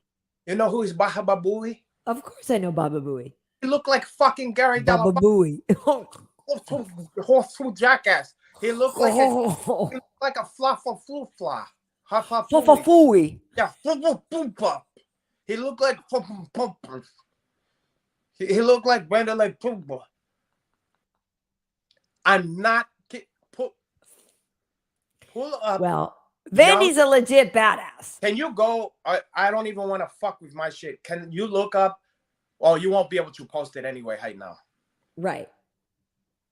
Do yourself a favor, fans out there. Look up young. I don't know how you're gonna Google this. Look up young Vanderlei Silva or early Vanderlei Silva hair or something like that. He looked like Fafa Flunky. He looked like Gary Delabate. Gary Delabate. Remember when he had a puppet of him, just like a Jackie puppet? You remember Jackie puppet? Jackie the Joke Man. They made a puppet Jackie the Joke Man. Yeah. And the guy would do the he go, yeah, Jackie puppet, yeah, Jackie. Yeah. Okay. Well, so Anyway, that is what we will do on the nickname bracket, folks. And I will put this out on YouTube as well, because now, Renato, we have to go to the next bracket. So the next bracket means Oh, we have, wait. the So axe murderer, versus the Dinamine, and Ginger versus Intent to Injure, versus Karate Hottie, which, I have a feeling Karate Hottie is going to do better just because people love Michelle. And listen, even though we say this isn't about the fighter, but people love Michelle, and Karate Hottie is a great nickname. it is. I mean, here's what's fucked up about the Kahari Hottie nickname. Look, forget about it. I mean, she's probably my favorite. You love her. I know you love her. We'll get her on at some point. Michelle's such a sweet girl. We'll get her on at some point. I've had her a couple. Maybe in a week when you're not here. Oh God, you know what? Of course you would do that. You're jealous. I'm not jealous. I'm trying to protect the woman from you. She's been harassed by me many times anyway. So what was I gonna say? What about her ass though? It's oh nice. boy, her ass is when she's not in training. Oh, She's so cute. she's very cute, and in person, will you not? She's doing that thing. I love her. She's a great girl. I love her. She's great. But yeah, she is a great girl. She's like. got a sense of humor. She can fight. She's got a lot of stuff going for us, except for the one sour note is she's married. The husband. Yeah, but he's a good guy because he's a good sport. He's allowed me to take liberties that a lot of guys wouldn't do. He is a good guy. So I gotta give him that. Even though God, I hate you, but God damn it, I respect you. But so. Another thing about that is the name Kahari Hadi. It holds off chippingly off the tongue. You know what I'm saying? It rhymes. It's Kahari. It's there's so many stuffs about it. I'm just such a weirdo that there's something about that is so unique and beautiful about the ginger with the enchantress that I could see myself in a pinch, even Go with that. My favorite girl, just because it's so like, well, excuse me, it's like, it's like hooky of the year. Like, well, what I like about it too is what I like about it is the ownership of the gingerness, right? Yeah. Because yes. usually it's a pejorative term. Usually the ginger thing is bad. People think gingers are whatever. Like, yeah. So yes, I agree with you. As much as I love Michelle, and as much as Karate Hottie is fun to say, as much as it totally connotes who she is, Ginger with the Intent to Injure is more fun. Like, if I'm honest, if I'm on the broadcast, which one of those names would I rather say? I would much rather talk about the Ginger with the Intent to Injure. You can imagine every one of you fellow people, whether take your pick of your fellow co-hosts and shit like that. Every single time it gets said, they're going to have a shitty grin on their face. They're going to chuckle. They're going to be talking about it on the break. It's electrifying, frankly. Yeah, it's funny. Also, like you said about the ginger part of it, he's embracing that on the one hand, and then he's flipping it on his head because you're not scared of gingers, Right. They're always usually the wusses, right? Yeah. It's really good. It's just something else, and it's almost like how people like the sweet with salt, like salt caramel salt. Yeah like that. It's two things that's not supposed to go together, and then it explodes, and it's fantastic. And it's fantastic. Okay, so that makes sense. So we will and I'm gonna just pick for myself. I'm gonna go on Hackett. I'm gonna say, for me, my vote goes to Ginger with the Enchanted to Injure. Okay. Here we go. Okay.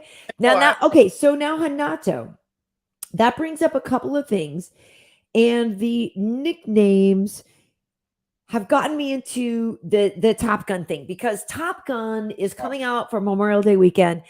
We know Iceman, we know all these stuff. They have incredible nicknames. So I want to get to Top Gun, and I want to get to the Top Gun nicknames, but I feel like at first we should maybe talk about the greatest biggest summer movies anyway, because, well, I will say this. I told my kid this tonight on the way home from school today. She's in finals.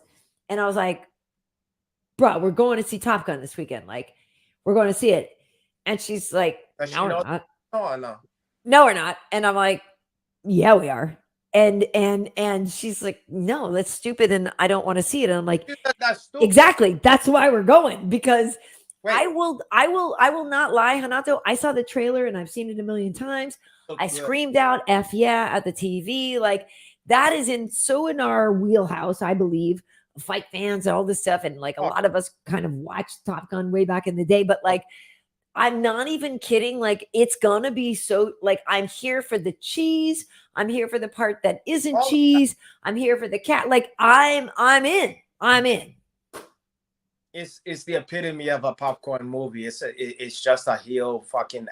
It's great. I mean, I didn't saw the new one, but I think has she seen the first Top Gun? I don't think so. Well, it's more of like a legend than a thing she's actually seen. I think. Yeah. Why don't you, before you try to sell her on that, just show her the fucking show her the original.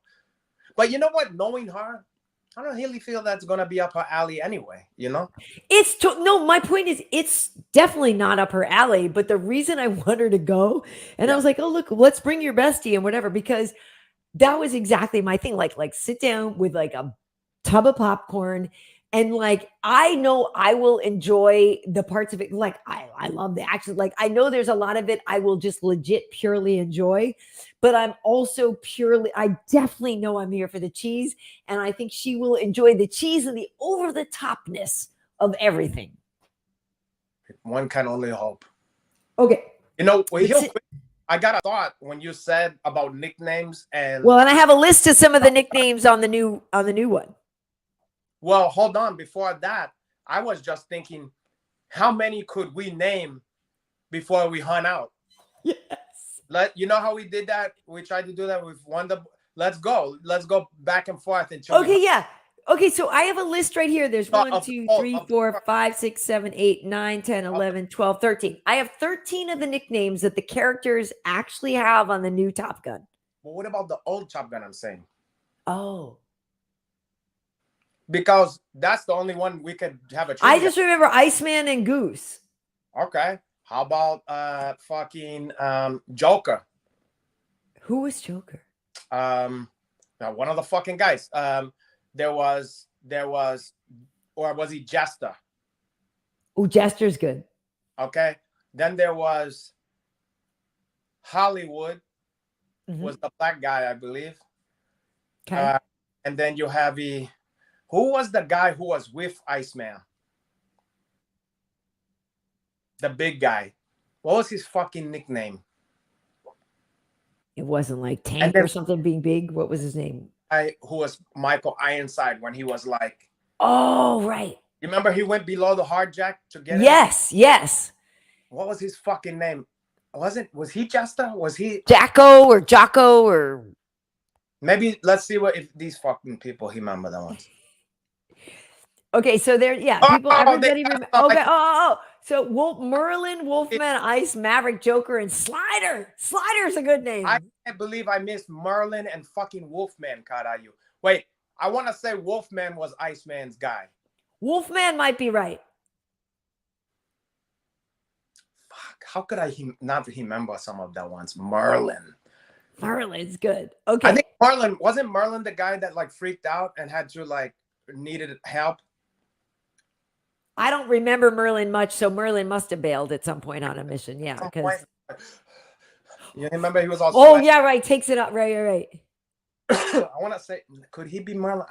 He might have been Merlin. Well, I want to say, and yes, the old one had some classics.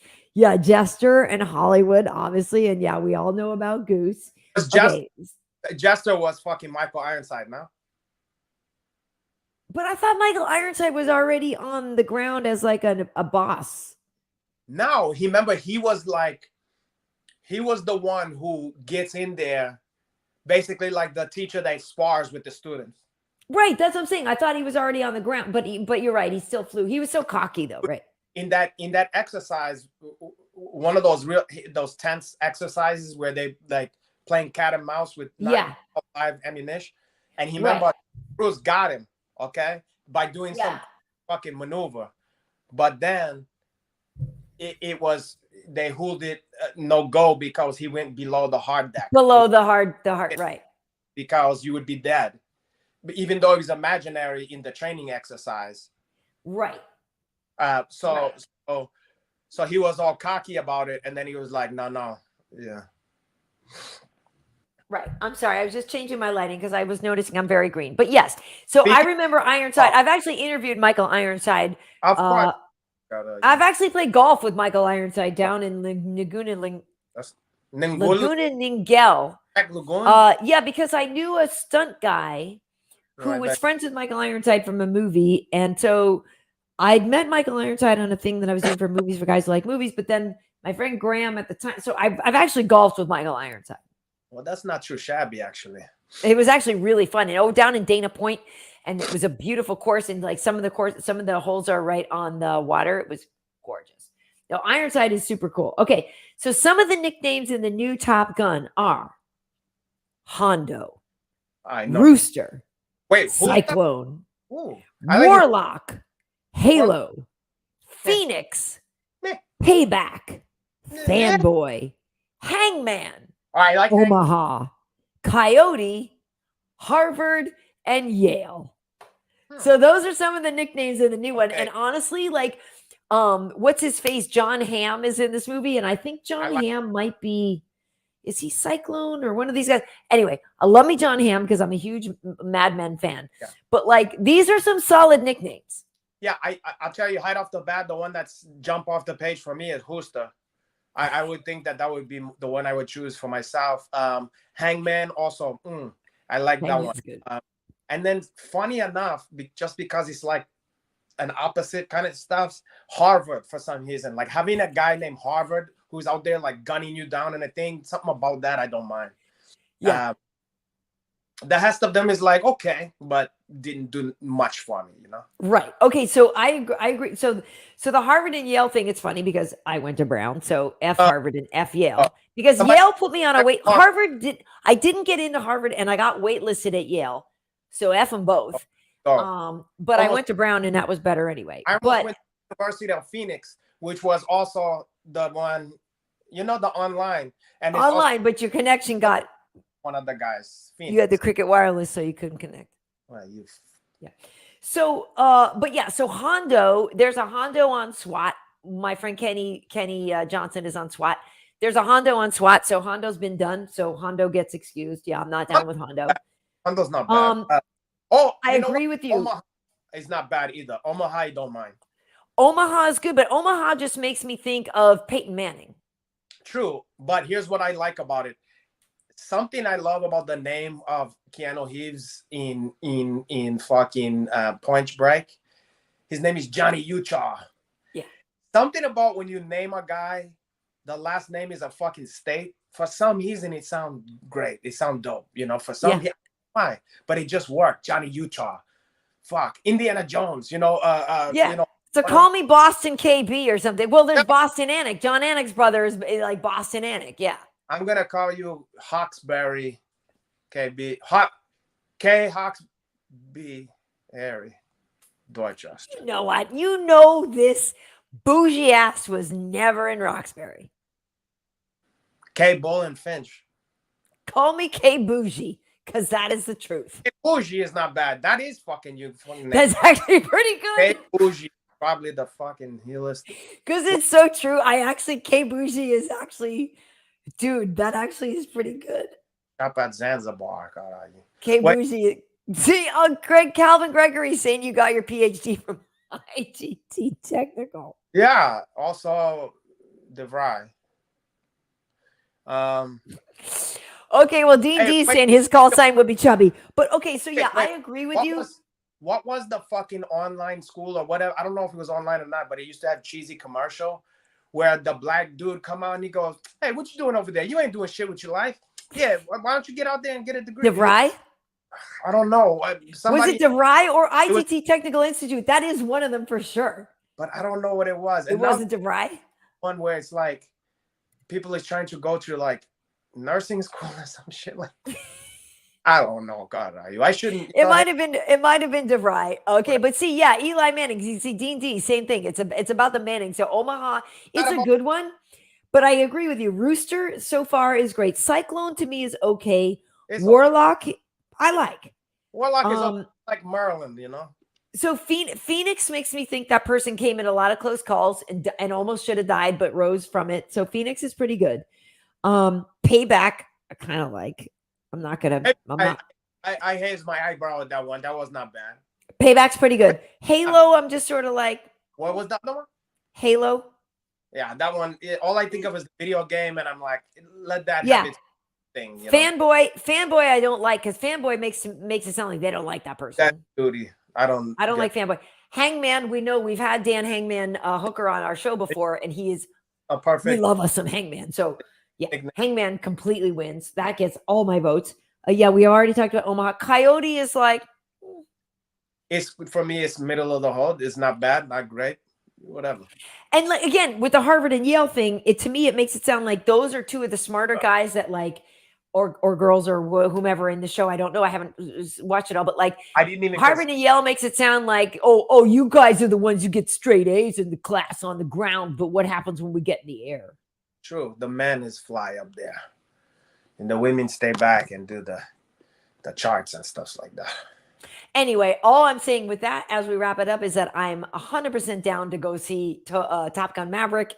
And it's gonna. I would imagine you are as well, right? Yeah, I think it's gonna be fun. Yeah, I mean, I think it's gonna be great. Okay, so that brings up then Renato. Let me just move on to these things. So these are the top Memorial Day movies of all time. These are the top openings. So the number one is Pirates of the Caribbean at World's End. Then Indiana Jones and the Kingdom of the Crystal Skull. Then X-Men Last Stand, Fast and Furious. Oh, wait. Oh, my gosh, Karen, these are going too fast. Okay. X-Men. Wait. Let me back this up. Sorry. I thought this was going to go a little slower.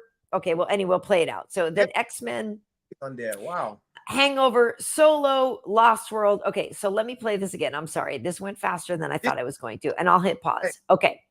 So the top 5 movies of all time, and I have the numbers and the stats of how much they made. But the first top 5, Pirates of the Caribbean at World's End. Well, wait, let me play this out a little bit.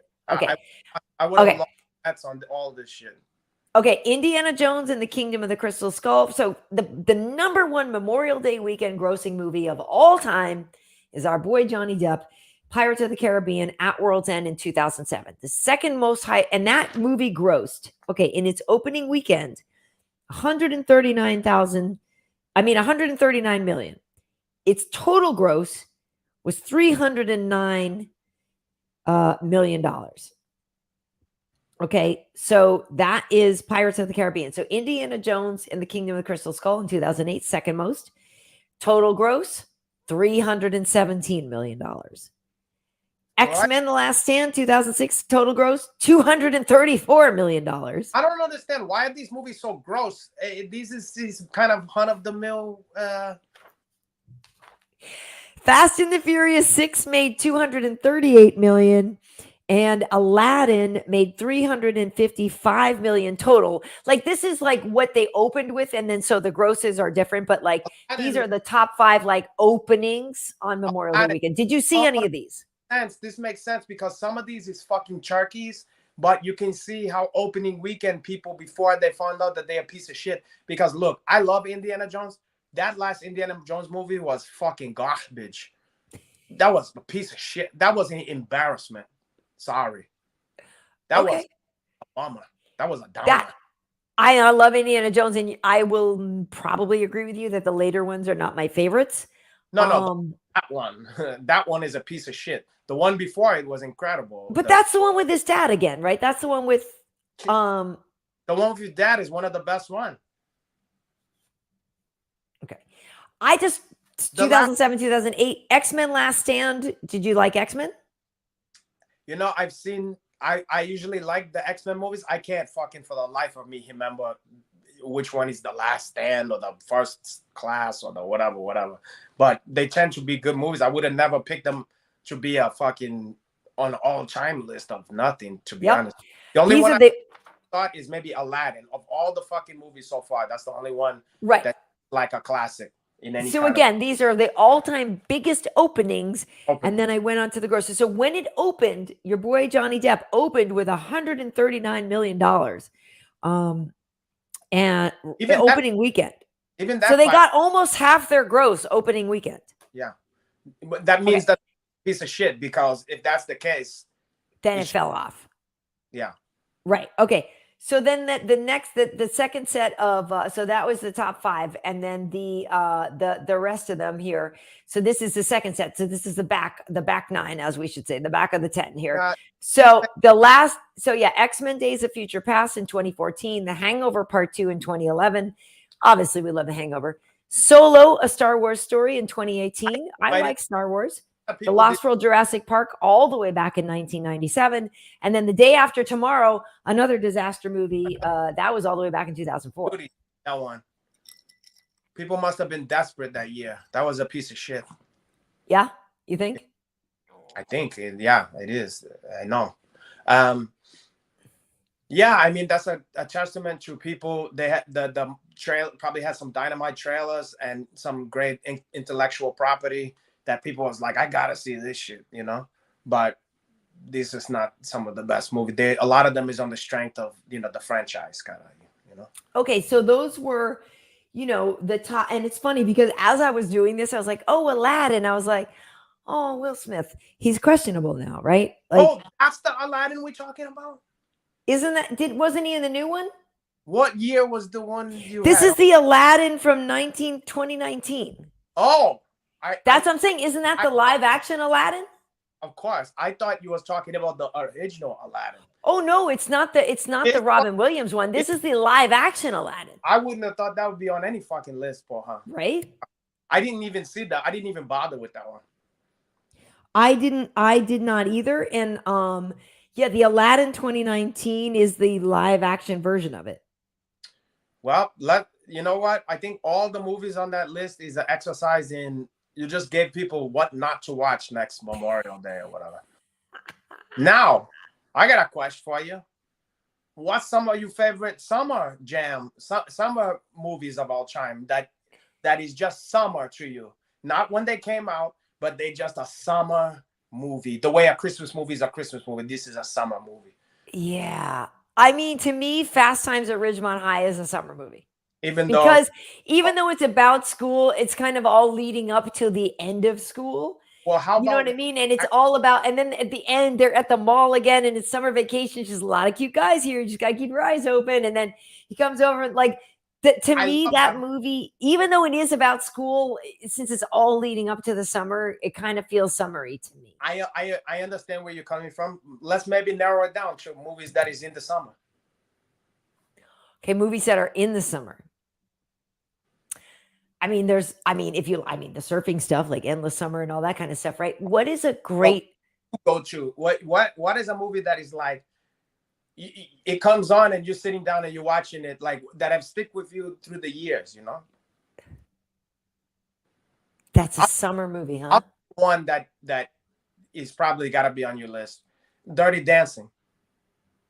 Oh, I was just watching that the other day. I mean, that's kind of the epitome of a summer movie, you know. It's like you know, and the coming of age of the girl, and you're right. No, and I was just watching that, and it's still great. And as much as I've seen it a million times, you're right. They're at camp in the Poconos or whatever, right? Okay, yes, that is a summer movie. I will say one movie to me that really stands out as a summer movie to me is Independence Day.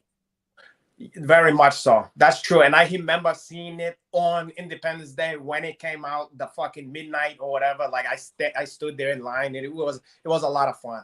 It was in New York. Everybody was going fucking bonkers. It was a lot of fun. So I actually was at the time working for TNT, and I did the press junket for Independence Day. Well, of So I course. have some action figures that are still in the boxes and stuff from Independence Day when it first came out. But I did that press junket, and I remember seeing that movie at the premiere. And so all the actors were there with us and stuff. We were at Man's Chinese, Oh, man. and it was incredible. And so Oh, I actually love Independence Day, and I know that the No, second one wasn't as good or whatever, but like the first one is freaking awesome. it owes And a lot so of Top Gun too. I mean, it owes a lot. There's a lot of Top Gun DNA in that one, you know. 100%. And so, but if people remember when you watch that movie and all this kind of crap happens, and then it just goes to your screen and it goes, go, July 3rd or whatever. Like people went Yeah. freaking ape shit. Like Was like people went bananas in the like it was so good. And I'm sorry, Independence Day to me is a great summer movie. It is, and you hide, and now that you're saying that about like when the thing July or whatever came up, there's a couple of stuffs I remember, key moments where people lost it, where people just went crazy, you know. One of them I remember, I think it might have got the biggest reaction of the whole movie was when Vivica A. Fox is like, it's barely escaping that fucking fire that's coming through, and she ducks into that thing, and she's calling for the dog, and the dog is like, you don't know the dog, and then the dog jump, and it's safe. Everybody fucking explode. I mean, everybody loved doggies, you know. So the theater went fucking bonkers when that happened. Yeah, it's like a golden retriever, and thank God, like millions of people can die, but you better save that dog. Yeah, exactly. And then I remember there was a moment that got a big fucking laugh when, like, you remember there was like the son, there was like some kind of good-looking kid who was like the son of maybe Randy Quaid's kid? And then he's like, he's trying to put the moves on a girl. He's like, this might be our last night on earth or something like that. He was trying to like use it to get laid or whatever. And it was something then everybody was dying. Like that one got a big one. But also when these guys come back and you see fucking Will Smith walking across the desert with Jeff Goldblum, and Jeff Goldblum walking like a fucking cowboy or whatever. Everybody was just, I mean, it was just like, people I'm getting chills thinking about how the response that got. I mean, it's great. People talk about the party on the rooftop. Remember everybody with the signs? It was fucked up for her. Yeah. There was so much fun stuff in that movie. It was like it made in a lab. Like they took all the element that work in other genre picture, you know, and they was like, let's take Top Gun, let's take Alien, you know, whatever the fuck it is. Yeah, I actually loved it, and I'm unapologetic about it. Like I love Independence Day. Like nobody thinks it's a piece of shit. It's just it's a popcorn movie. It's not gonna win any fucking Oscars, but it's a crowd pleaser, you know. Right. Yeah. Right. Okay. So and another one. This is here we go. Here's like a classic if we're going way back. Jaws. So that's what I was just gonna say. I was gonna say you're gonna go into the thing. It don't have to be a feel good. Jaws is one of the ultimate summer movie. You know. Oh, Jaws is amazing. I mean, it's one that's a movie I could watch about once a year. You know. I haven't seen it in a long time. When you watch it now, you're gonna appreciate it even more. And you know who stands out more and more as I get older is the fucking now of course I'm gonna forget his fucking name, but you know, the old salty sea captain. The salty captain, not Roy Scheider, but the old salty guy with the big beard, gin blossom nose and the dumbass height now. And I love that movie. I can't think of the fucking character's name, which I should know, and I can't even. Hobart Shaw is the fucking actor, but the I'll look it up. I'm blanking on the. But he is amazing in that. You're right. Quinn. No? Quinn, yes. Yeah, so that fucking monologue he gives where he's talking about the USS Indiana or whatever the fuck, Indianapolis or whatever, where like the guys went overboard and the sharks was eating them and stuff. Yep. That monologue is one of the best fucking monologue I've ever seen anyone deliver in any movie, at any time, in anything. It's just perfect. It's Robert Shaw playing Quint. Yeah. So, okay. So, and when he's like doing that part where he's like talking about the way the shark look at you, he's like those those cold, lifeless eyes, black eyes, like a doll's eyes. You know, like, ooh, I mean, all that stuff. That's Yeah, right. Scott Rizzo knows quit, quench, you know. yeah, quench. But what a fucking movie! And funny enough, I've did some research about that movie, and you know, Quench was a fucking drunk and a surly, like a Haskell, you know, Yeah. and he just despised Richard Dreyfuss, and he made life hell for Richard Dreyfuss, and every day he was just fucking with him and almost trying to get him to quit, like just hazing him, just he Really? like his kind of guy. So they just didn't get along, and he was fucked with him at every turn. Yeah. And then the funny enough about how great that scene is when he's doing that monologue, you know, about the shark and the nature of the beast and all that shit. When they first shot it, he was hungover and he was completely fucked up. And they shot it, and he was a disaster. He forgot all his lines, whatever. Spielberg, even though it's gonna cost a lot of money or whatever, he gave him another day to like recover and then shoot it all over again. And then that's what happened. He just was locked in and just did for me, it's the moment of the fucking movie. Everything Nice. without that scene, the movie's not the same, you know.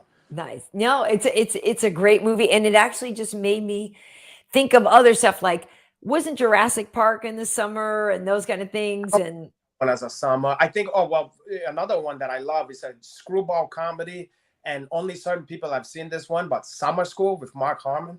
oh, yeah, that is good. That is Love good. that fucking movie, Summer School. And those two guys with into horror movies, Chainsaw and the other guy, and the one kid is like a male stripper, and he always falling asleep in class because he's at night he goes off and is a male stripper. Right. And the one I'm curious what some of these other people. Oh my God, Altered States. That movie is not a summer movie. William Hurt and his little like isolation bubbles. I do love this. Okay, so Palooka Palooza saying Friday. I don't think of that as a fucking let's see, summer movie. This person is saying, yeah, summer school was funny. Yeah, it's funny. Okay, so Point Break, yeah, Point Break is kind of a summertime movie. That way, but it is, you know, technically. Yeah, wait, there was another one I was just talking about, but you're right. Like the whole idea of Dirty Dancing is one. Okay, so there are Meatballs, like summer camp movie, like Meatballs, spaz. Like Meatballs is freaking awesome. I'll tell you, Bill Murray way back when they're running through the woods and all. If people haven't seen Meatballs, you should see. Meatballs is so good. Let me just tell you. When I was a kid, you're gonna find nobody better, no more bigger supporter of Meatball. Okay, I used to love it when that song come out. Are you ready for the summer? Are you ready for the summer? Are you ready for the hot times? Yeah, all that shit. Are you ready for the dynamite? I maybe in the lockdown one of these times. Ooh, that movie do not age well. Not because it's like problematic. We are the CIT, so piteous. The kids are brats, the food is hideous. You know We're gonna smoke and drink and run around. We are the North Shore CITs. I used to love it as a kid, and I hadn't seen it since then. It didn't give me the same as then. Don't tell me that, because I really want to watch Meatballs now. Check it out. I'll be interested to hear what you said. It just didn't make me. I was very, very young at the time when I was into that, and I feel like it's maybe for kids, you know, more for a younger audience, you know. Okay. Hey, now, another of Bill Murray, Caddyshack. Okay. Caddyshack. That's got that going for me. You know, that's a very summer. You know.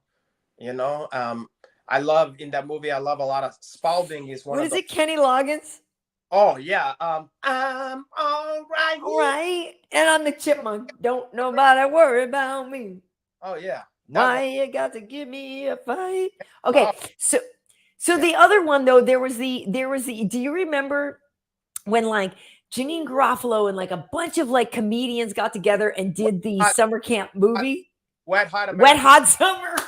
Funny. And I was gonna put that. Wet Hot Summer is so good.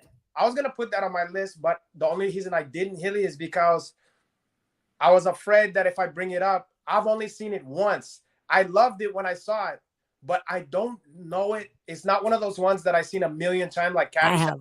So I wouldn't be able to like come up with all the lines and the goodies. I don't remember specific lines, but I've seen that movie multiple times, and I freaking love it. As my favorite scene is when they do all this stuff. They're wreaking havoc. They're smoking weed. They're effing. They're trashing town. They're doing all this stuff, and then you look, and it's supposedly all within like an hour and a half. Yeah. The movie gave you all the goodies. You could tell those guys love the genre, what they was harkening back to all the goodies from all those 80s movies, Right. And I think that's what I like most about that movie is that, yeah, like you got a sense of everybody on it was just having a blast. Can I tell you something to be very pleasantly surprised? Did you know that they made a TV series like about 10 years or even 15 years after the fact? Yes, I thought they revived it, but it wasn't as good. So it wasn't that they revived it. It wasn't a movie. It was a show. It was a series. A Netflix series. Okay, I thought I saw something years later after the original. Same thing, but it's not a standalone movie. It was a series. They made a series at it, but all the same cast. Really? So they're coming back like for a reunion or some shit like that. I did see that, but I thought it was just a special. It was because you would think it was a piece of shit. It was surprisingly very fucking good. And I think you would I think I saw it. Okay, so Ryan is coming up with Footloose. That was a summer movie. Is that a summer? I thought that was all during the school year. Oh, you're right, because they have the prom. Yeah, that's not a summer movie. But Footloose is a nice movie. Porky's? Porky's, that's also school year. Revenge of the Nerds, school year. Yeah, Friday the 13th. Now you're cooking. That shit is a summer. That's a camp. Right. Now, I'll tell you on a different note, this is not a screwball movie or whatever, but I'll tell you what, having lived in New York for so many years and having lived in New York at the time that this movie took place, nothing have captured the summer in New York City to me more than Do the Height Thing. I was going to say another Spike Lee movie, Clockers, but yes. Yeah, but this one is like... Do the Right Thing is so New York, yeah. Take one fucking day, the hottest day of the summer, and it go into how it feel to wake up first thing in the morning and then at night in that hot summer, and just all the different types of people. They got the mugginess, the heat, the music, the flavors, the everything you could want. Is like, that's New York summer. Yeah. Beautiful. I agree. The fire. I agree that like Spike Lee, he captures it because he captures it with like the like, the people opening the fire plugs, the this or that, like it is you're right. And that's why I said Clockers too, because that was the one about the Son of Sam, and that was like, and so again, the heat of the summer, you really feel it. That's two different movies. So you're thinking of Summer of Sam. Summer of Sam. Clockers was different. Clockers is also Spike Lee, but it's Spike Lee and Martin Scorsese, and that one is based on a book. But Summer of Sam is what you're thinking of, which is all summer, and that is great. And you feel hot, like you're watching it and you feel hot. Yeah, that's one. Much like some of the other stuffs, I didn't put that on my list simply because I seen Do the Right Thing like 100,000 times. I seen Summer of Sam once, so I was trying to stick to shit that I seen a bunch of. Like, it's so good to me that I see it over and over again. Right? Yeah. Now it's funny because I'm trying to think if there are others, but to me, yeah, like I'm unapologetic about loving the original Independence Day, and to me that is a massive summer movie that I just freaking love. Yeah, and it's in the fucking title is summer. You know what I'm saying? I mean, it's right there. Yeah. What I just thought of, because piggybacking off of fucking Meatball, and only people like us who is of our age to have seen Meatball, you're gonna remember this movie that's also take place in the summer. You remember Little Darlings?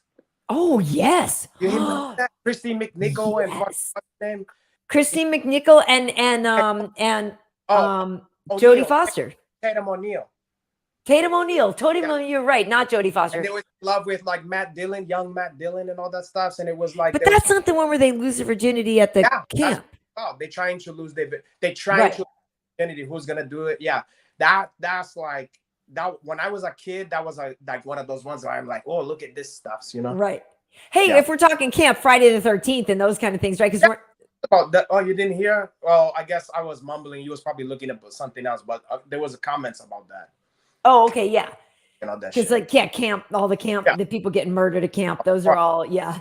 And smoking marijuana and fucking each other, and Jason don't like that because he was laid like that. Yeah, for He's sure, like, for sure. For Norman Bates from Psycho. He's like a mama's boy that don't get no pussy, and he's gotta kill everybody that's having a great time. right. And of course, you know, this person is mentioning too that there's always like the vacation movies. There was a summer one, right?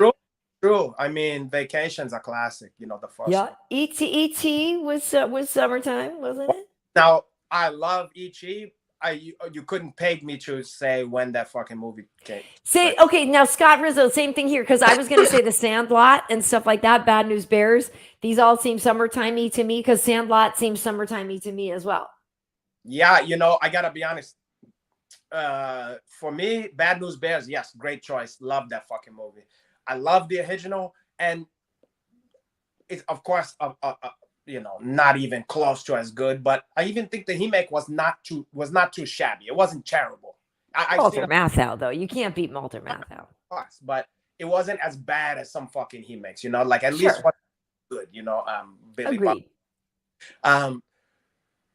But as far as, and this is gonna seem like sacrilege to people of a certain age, for me, I was of the age where, and you know, you true, when the Sandlot came out, we was already fucking adults, okay? Mm-hmm. So for me, when I saw even a little bit of that one on cable and shit like that, it seemed like such a fucking hip-off of Stand By Me. Yeah. To the point where I was like, this is embarrassing. Like I was like, I can't watch this. It seemed like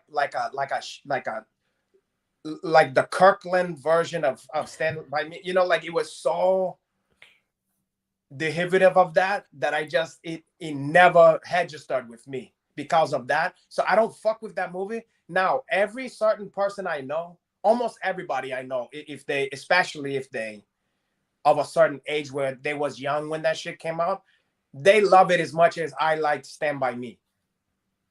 You're killing me, Smalls. I know all that shit. You're killing me, Smalls. And I will say this, Renato, because I literally watched The Sandlot like 2 weeks ago. I think it was, you know, in Vegas, one of my work things, and it was on, and it's freaking great. Okay, but the dog and the chopper, sick ball. I mean, they even have the dog. It's like, oh, come on. It looks like someone watched Stand By Me and goes, ooh, all the good parts of that. Let's just do a thing where a guy's remembering. It's just like there's too much. You know what it reminds me of? Okay, the Stand By Me is Glengarry Glen Ross. Okay, and the Sandlot is fucking Boiler Home. Right. Well, let that sink in. You just said height. Wait, Sandlot. Wait, the Sandlot is boiler room. How the boiler room is? Yeah, because the boiler room completely ripped off Glengarry Glen Ross. And here's the thing. I guess I maybe didn't love. I do like Stand By Me, but I feel like that's a boys' movie. If I'm being like playing role playing, like I like Stand By Me, but it didn't imprint on my brain so much that I felt offended by the Sandlot. The Sandlot is not a boys' movie. It is, but I played baseball. Okay. So I love it. I like it because I played baseball. I'll tell you a movie that's my favorite summer movie. Sisterhood of the Traveling Cheeks. Sister of the Traveling Pants is a good movie. I'm kidding. I never seen that one, but I like to imagine that they all just coming into their cheeks, you know, and then they traveling. Hopefully they have age, Carayo. I never saw that one. They sound fun, Carayo. Like Latin women and then pants, tight pants. And then, I think my friend produced that movie, actually. So fucking fantastic. Yeah. Yeah. Okay. So we got some of our summer movie stuff here. Yeah. Was I a shortstop? So D&D, I sometimes played shortstop. I also was a catcher and I played third base and I used to bat cleanup. I could hit the crap out of the ball. No, not surprised. I actually was really good at baseball. To be honest with you, that was my favorite sport out of my three. In high school, I played soccer, basketball, and baseball. Well, they made us switch to softball when I got to high school, but actually that was my best sport and my favorite sport, if I'm honest with you. And yeah, I used to bat cleanup, but I would play catcher. I could throw to second from the crouch. I liked playing third base, the hot corner, but I could hit the crap out of a baseball. I really like baseball. Like, it's a weird thing. I don't necessarily sit around and watch it, but I was very good at playing it. You know what I'm very disappointed about? So you're such a baseball enthusiast and such a feminist, and you love women's movies and stuff. No League of Their Own, huh? Well, I love that movie. I love League of Their Own. But if I'm honest with you, the sad thing when I watch League of Their Own, there's no crying in baseball. I know all that movie. I know that movie very well in and out. That movie actually hurts my heart because of the scene where the black chick throws the ball really freaking far back to them, and it points out the separatism and the rate. Like, that actually hurts my heart because literally League of Their Own is a movie that I wish I could have auditioned for. Well, you could. I couldn't though. I couldn't audition for that movie. Yeah, I couldn't audition for fucking Goodfellas. Look it. I love Gina Davis. I actually love that movie. I love League of Their Own, but I did D&D. I played all the hard positions. You're right. Okay. So listen, let us move on to a couple of other things here, Renato. So a couple of things I wanted to get to. We talked about Top Gun again already, and we've done our Memorial Day movies. Okay. Renato Laranja, I need you to just sit back for a second and be a little bit quiet. And let's just listen to this for a second.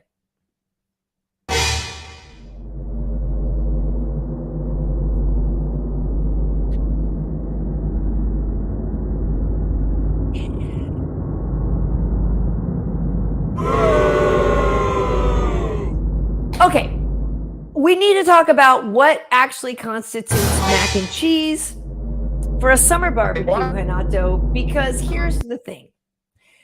I think a lot of fools out there have decided they can put, raisins and all kinds of nonsense. And they claim they can still show up to a barbecue and call it mac and cheese.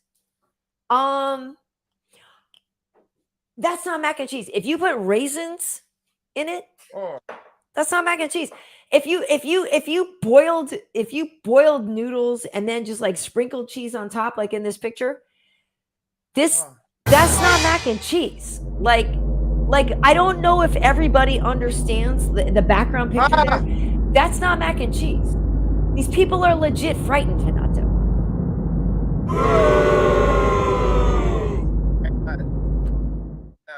I'm not gonna.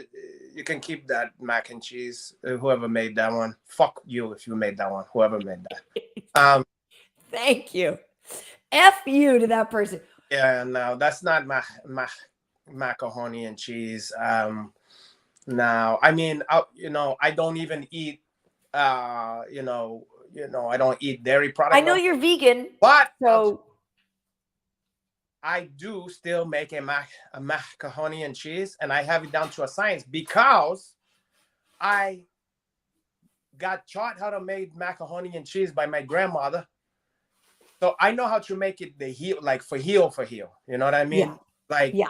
So I can just do those technique and just.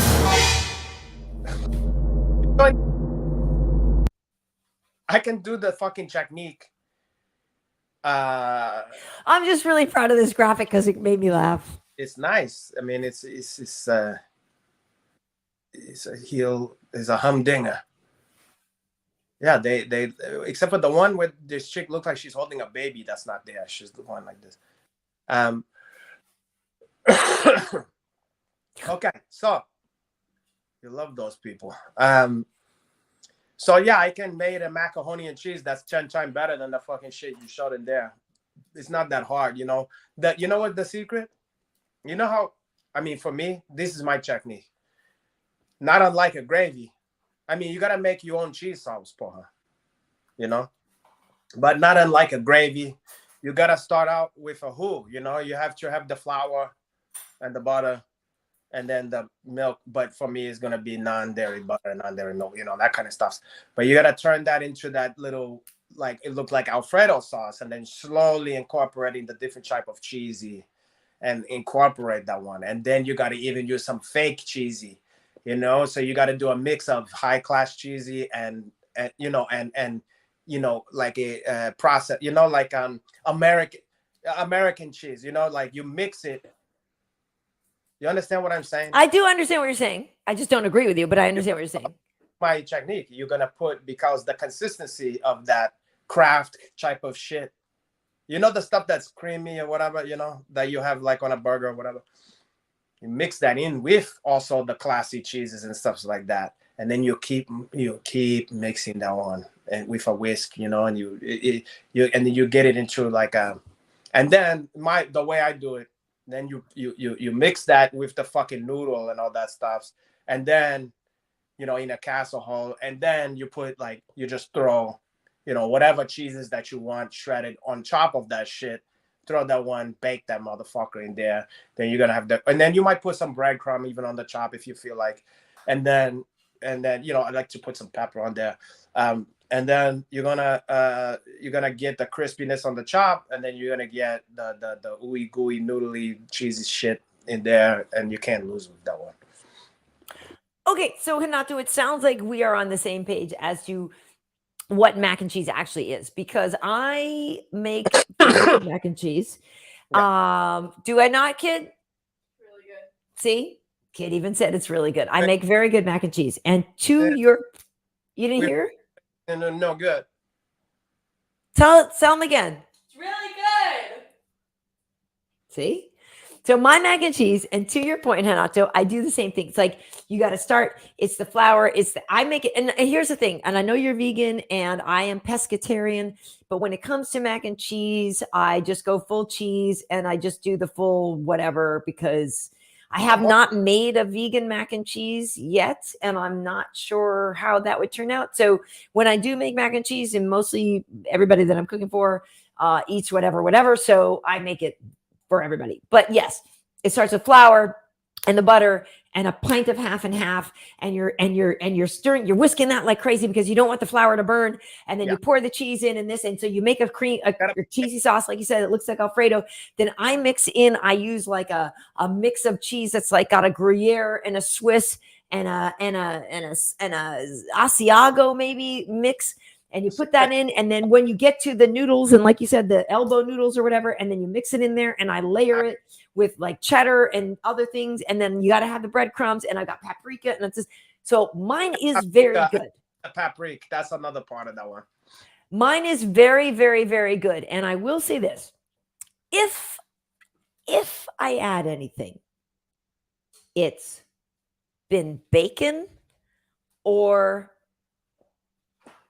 I think maybe bacon is the only thing I've added. Like the people who add, and I love raisins. I'm in the raisin minority. I am pro raisin. Raisins don't belong anywhere near mac and cheese. No, raisins is not part of the fucking program. That's for Holm Hazen ice cream and fucking Hazen brand. Get it the fuck out of here. Who thought of putting a raisin in a mac and cheese? The same people who probably put it in fucking coleslaw and shit like that. I don't need that. I don't want that. Keep the fucking raisins out of there. Put raisins in fucking carrot cake. Put it in trail mix. Eat a handful of raisins. Don't put it in that fucking other stuff. Knock it off. Luckily, I don't think there's an epidemic of that. If someone brought that to a party, they would be booed off the stage. By the way, Ryan is appreciating your casserole. You're cooking a casserole. The way I made the casserole? What about it? What's funny? D&D, by the way, if there was a mac and cheese cook-off, okay, so Hanach versus KB versus Mama Bryant. I will tell you this, and if Mama Bryant is still watching, she may not be because on the East Coast it's late. Mama Bryant will defer to me. Mama Bryant knows that my mac and cheese, now she cooks all the Jamaican stuff. So Jama's rice and peas and her like curry chicken is better. And I don't even eat curry chicken anymore, but I would eat hers. But I am the mac and cheese maker in the family. Even if it's not Thanksgiving, like when I've gone to Florida to see my bro and my mom and stuff like that, like I just make mac and cheese. Yeah. I'll tell you what, there's something that, you know, nowadays, I mean, I've fucking been vegan for the past like 10 years, but I've tried to veganify some of the junky food stuffs. Who are you looking at over there? The kid, she's wreaking havoc in the kitchen and I don't know what she's doing. Cook you bullshit recipes for mac and cheese. So one thing that I used to love, because a lot of time I said that I lived with my mom for a good chunk of time. She was always working. She was in the, she worked a nurse in the EH, you know, she's like in the emergency home. And so I, you know, a lot of time had to cook myself. One of the easiest dinner. You a latchkey kid? Yeah. Oh yeah, very much so. So one of the latch favela, like a exact. I used to have Chave favela. Oh God, yeah. You got it out of your system yet, porra? So, what the fuck was I saying? Anyway, your mom. You used to go home and have to cook for yourself, so you would cook.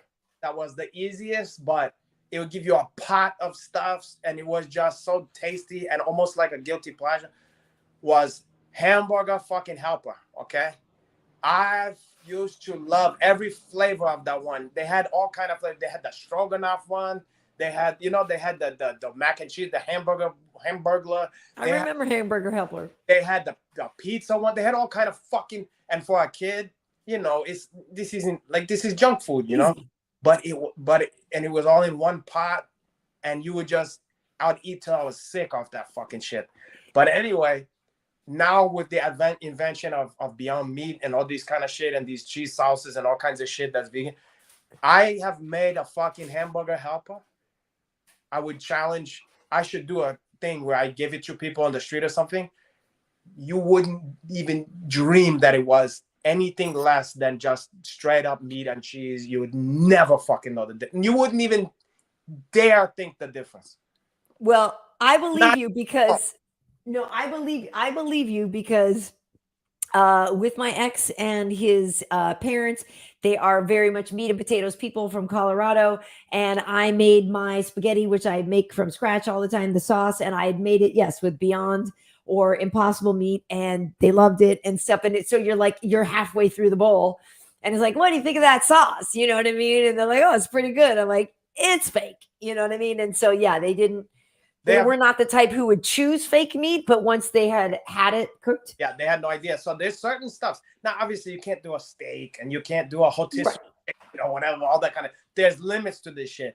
But there's certain shit that I've found over the years, like a mad scientist, where I guarantee you I could fool, because I was a big, huge meat and cheese lover, you know, and I still am, you know, a lover of that stuff. So I know what is my ceiling, you know, what is my expectation, and I know when I taste something and I'm like, that's don't taste like the hill stuff, so I'm like, nope, you know, right? No, I know, because I love that the way that shit tastes. I'm like, this, I got it on this one. This is nice, it. You know, nice.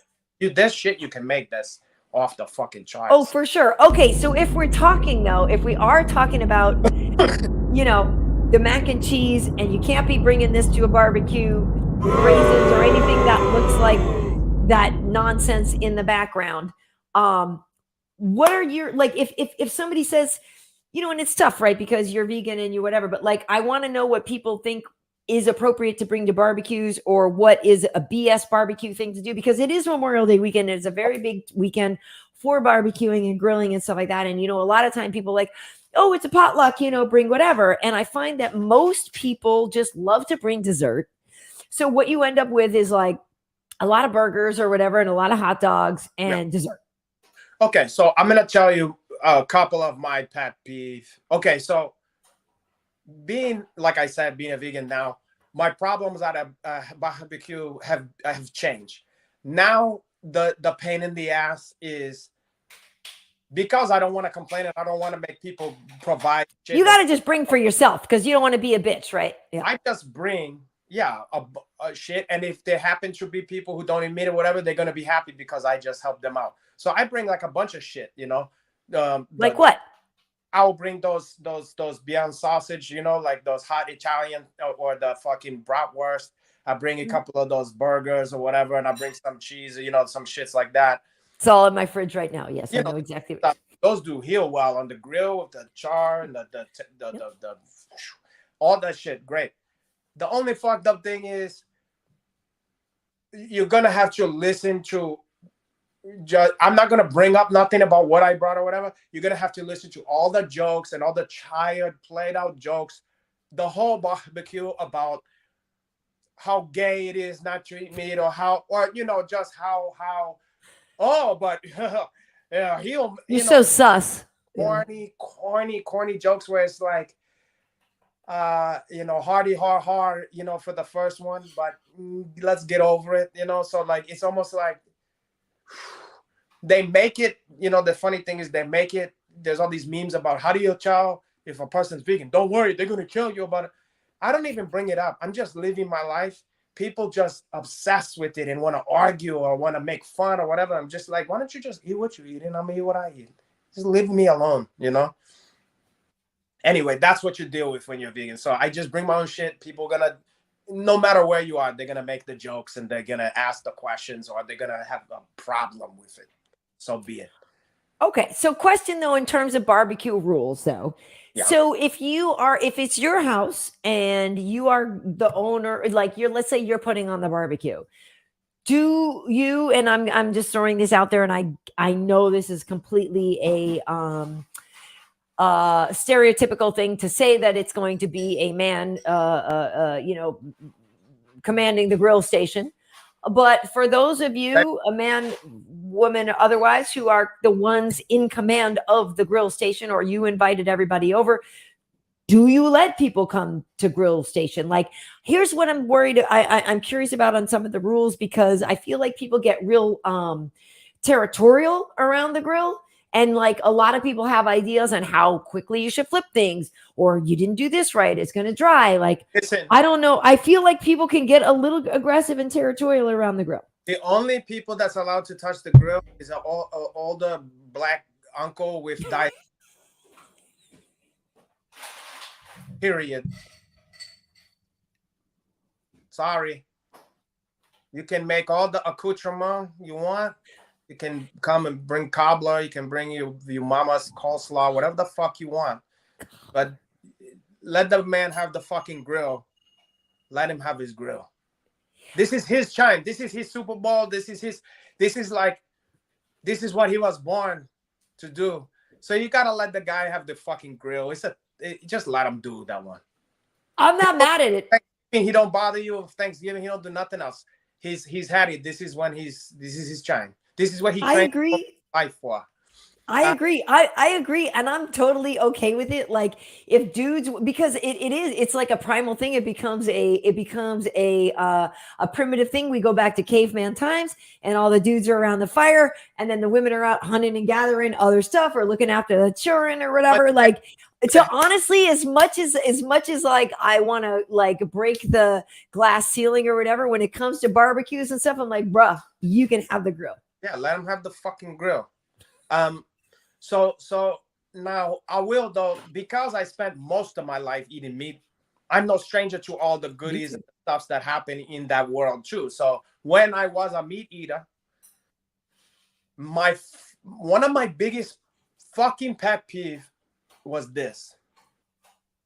I would always go out of my way to be a good guest, because I'm the type, I don't want nobody at my fucking house having parties at my house. I don't like people breaking shit, burning shit.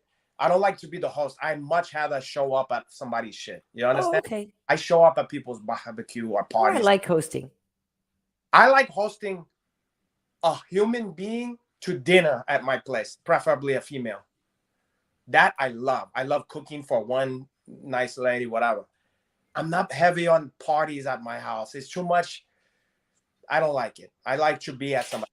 So, in because of that, I used to bring the things that I love at a barbecue because I know that look, the host is always gonna provide a hamburger and hot dog, and you don't know what quality is gonna be. It could be frozen fucking hamburger, whatever. So you never know what you're gonna get there. And I could do without. I don't like to miss a hamburger. You know, good hamburger is a good hamburger. You know what I mean? I mean, mind you, we're talking about when I was eating meat, but I got Beyond Burgers in my fridge, but what yes, I do, but I make really good ones. going into the past, what used to bother me. Yeah. I used to love, and this is one of the main thing I miss now that they don't eat meat. I used to love a nice hib eye, like with marbling in there on the fucking grill, like medium hair in between those two kind of. Oh, caralho. Okay.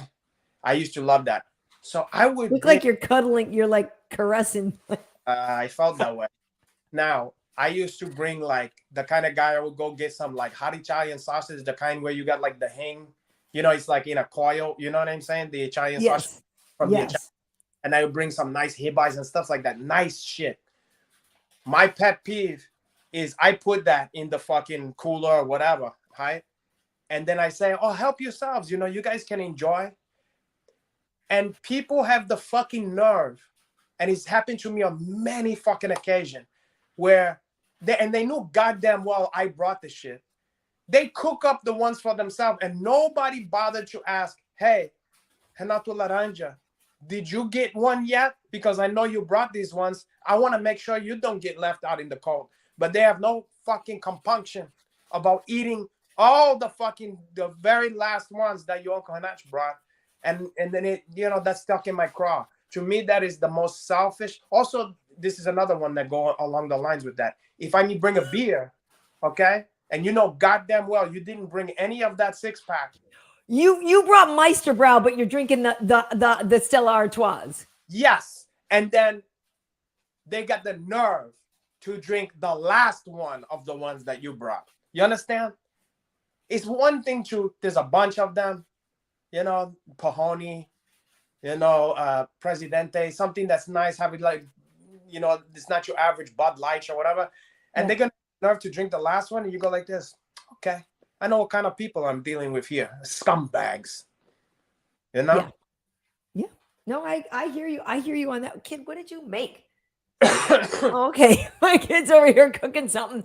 We're talking about food. The kid's over here cooking. I'm like getting real hungry all of a sudden. Like, man, what did she make over there? But yeah, no, the rudeness of, and I guess that's what it is. It's like, and I guess that's to my point about the side dishes or whatever. Like, bring something. I usually bring something I want to eat. Bring something to I don't just bring a throwaway thing. Like, I'm not the a-hole that brings ambrosia salad. I'm not the a-hole that brings like some crap that nobody wants or whatever. I try to bring, like I said, like mac and cheese or something good that people will want. But at the same time, you're right. Like, why? Like, people will bogart the good stuff when they know that, yeah, they showed up with Meisterbrow, but they're drinking the high-end stuff. Yeah, but I showed up with Lowenbrow for him. I like a Lowenbrow. But well, people do love the but you're right though about like yeah, it's like Dean saying the only person that's going to touch their grill is a vet who's better than them. And that is the thing. It's like that someone said in the comments, sorry, I just fucking I'm trying to look, yeah. Someone said they're loving your jailhouse hamburger helper recipes though. I love that shit. So one of the things that somebody just said is like, how dare you? You know, you're Brazilian and you're never gonna have bring the meat and the churrascaria. Never go to a churrasca anymore. Now listen, if I'm gonna say the saddest, hardest thing to give up about not eating meat anymore is just that. Exactly. When I used to eat meat, you can ask any girl that I used to date, okay, who if there was a hound in my life, whatever was the main one in my life, at the time of when my birthday, hound, They go, where you want to go for your fucking birthday? Fogo de Chão. To ask, yeah, it's the same thing. Every fucking time, Fogo de Chão.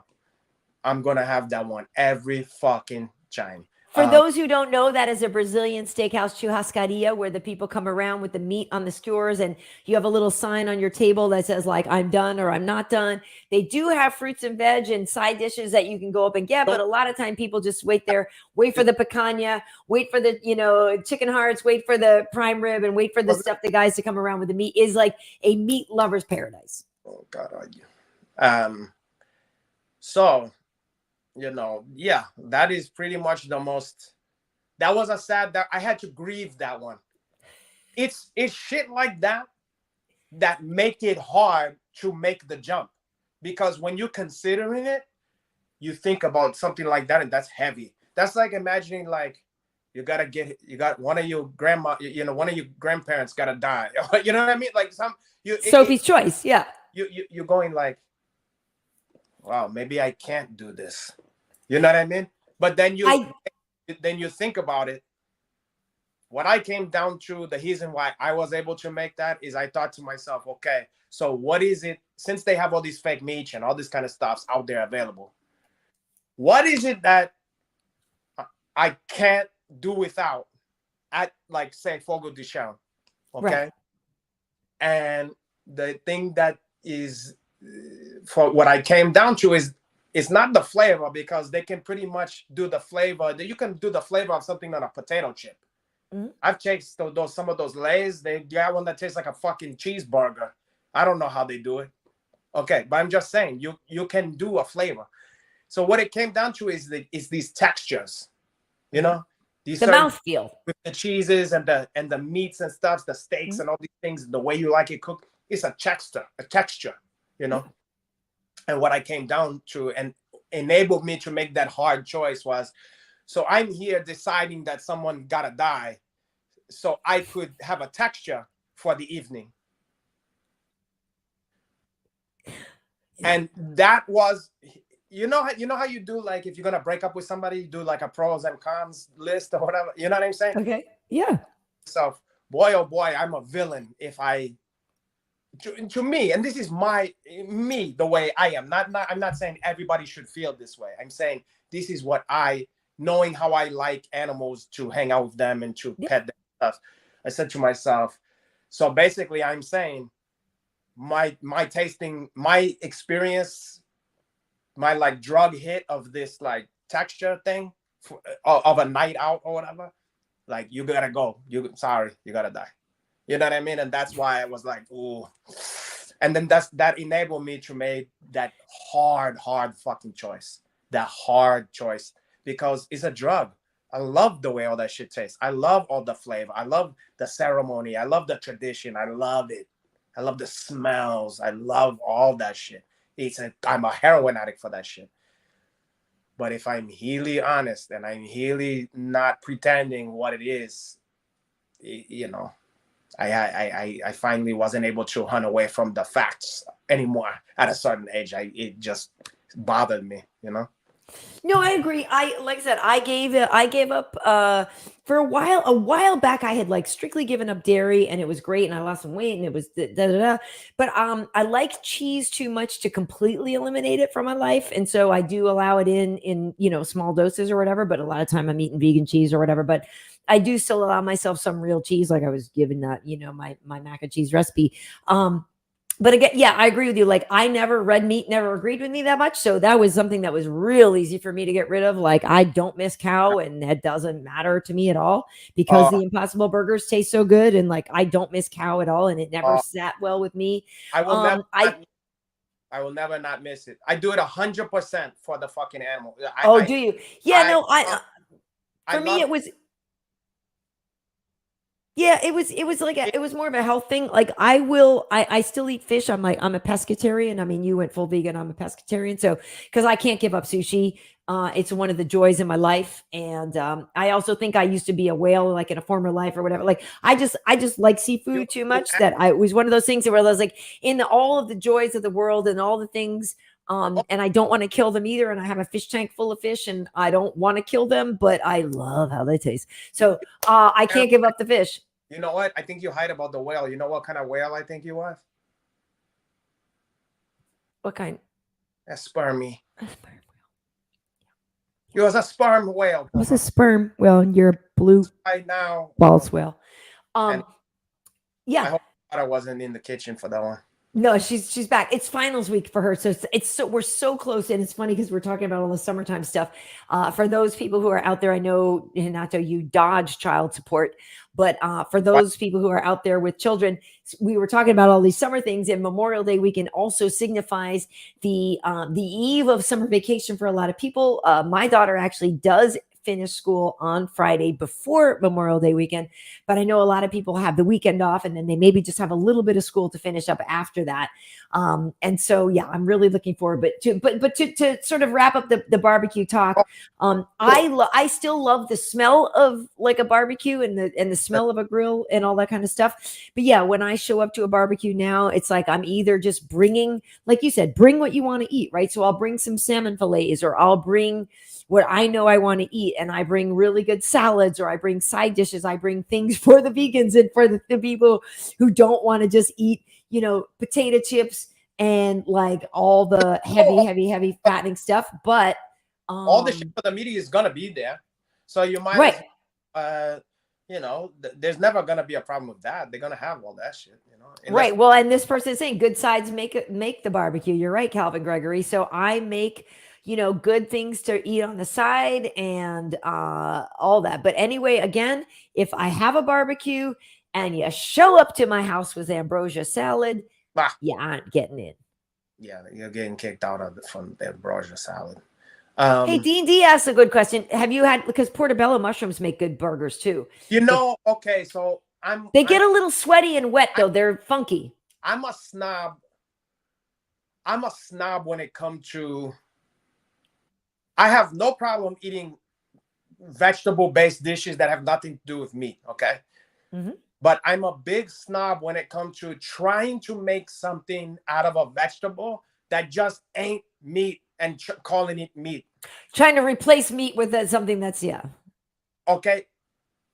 If I'm gonna eat a fucking like burger or something that is like trying to be a meat, it better be made out of that fake meat stuffs, because I want it to behave something like the meat. I want to be fooled into it. So a portobello isn't fooling you? No, hold on. Well, here's my thing about it. If I'm gonna eat a portobello sandwich or something like that, I'm just like, I'm eating a fucking mushroom sandwich. I'm not when I'm like, I hold my eyes when someone's like, yeah, we got that portobello burger or whatever, and I'm like, and they're like, it's just like meat. I'm like, it's fucking wet and steamy. And it's like, they're always too wet. Yeah. There's nothing about it. Now, granted, it's good. It's just, if I'm trying to compare it to a burger, it's fucking depressing. Same with fucking jackfruit. Everybody's all jazzed up about, oh, I had that jackfruit pulled pork. To me, it reminds me of like artichoke hearts swimming in barbecue sauce. I'm like, this don't remind me of no pork that I ever had. I want it to be better. There's a company that make this fake pork shit that's so fucking good, and it tastes like pork. They have even spam slices. Like, it's nuts. Yeah. I made spam sushi, like Hawaii. Really? Style. Yeah, it's What's it called? It's bonkers. I'll have to send you that fucking thing. Because I've had the jackfruit stuff, and some of it's okay, and some of it I'm like, Jackfruit, I like as a fruit. It almost tastes like banana. It have a weird texture, but by no means does this thing remind me of meat. Get it out of there. Have it as a fruit. Period. That would be like, a tomato burger or something like. This is not or like tomato pulled pork. It's like, no, this is tomato swimming in barbecue sauce. It's tomato and sauce. Exactly. Yeah, and so that's my check. Is like, I'm not a big fan of like, what's another thing they do where they try to make something like it's chicken wings or something. There's something that's also like, but it's not. But yeah, where I'm like, this is not. And that's a turnoff. I feel like if you give that to somebody, they're gonna go, this is why I hate vegan shit. Right. Give them stuffs that taste like the fucking heel thing and is sizzle and burn and crisp up and fucking have. No, and you're right, because musky, gamey, shit that you can't get when you have just a steamed vegetable with fucking barbecue sauce or whatever.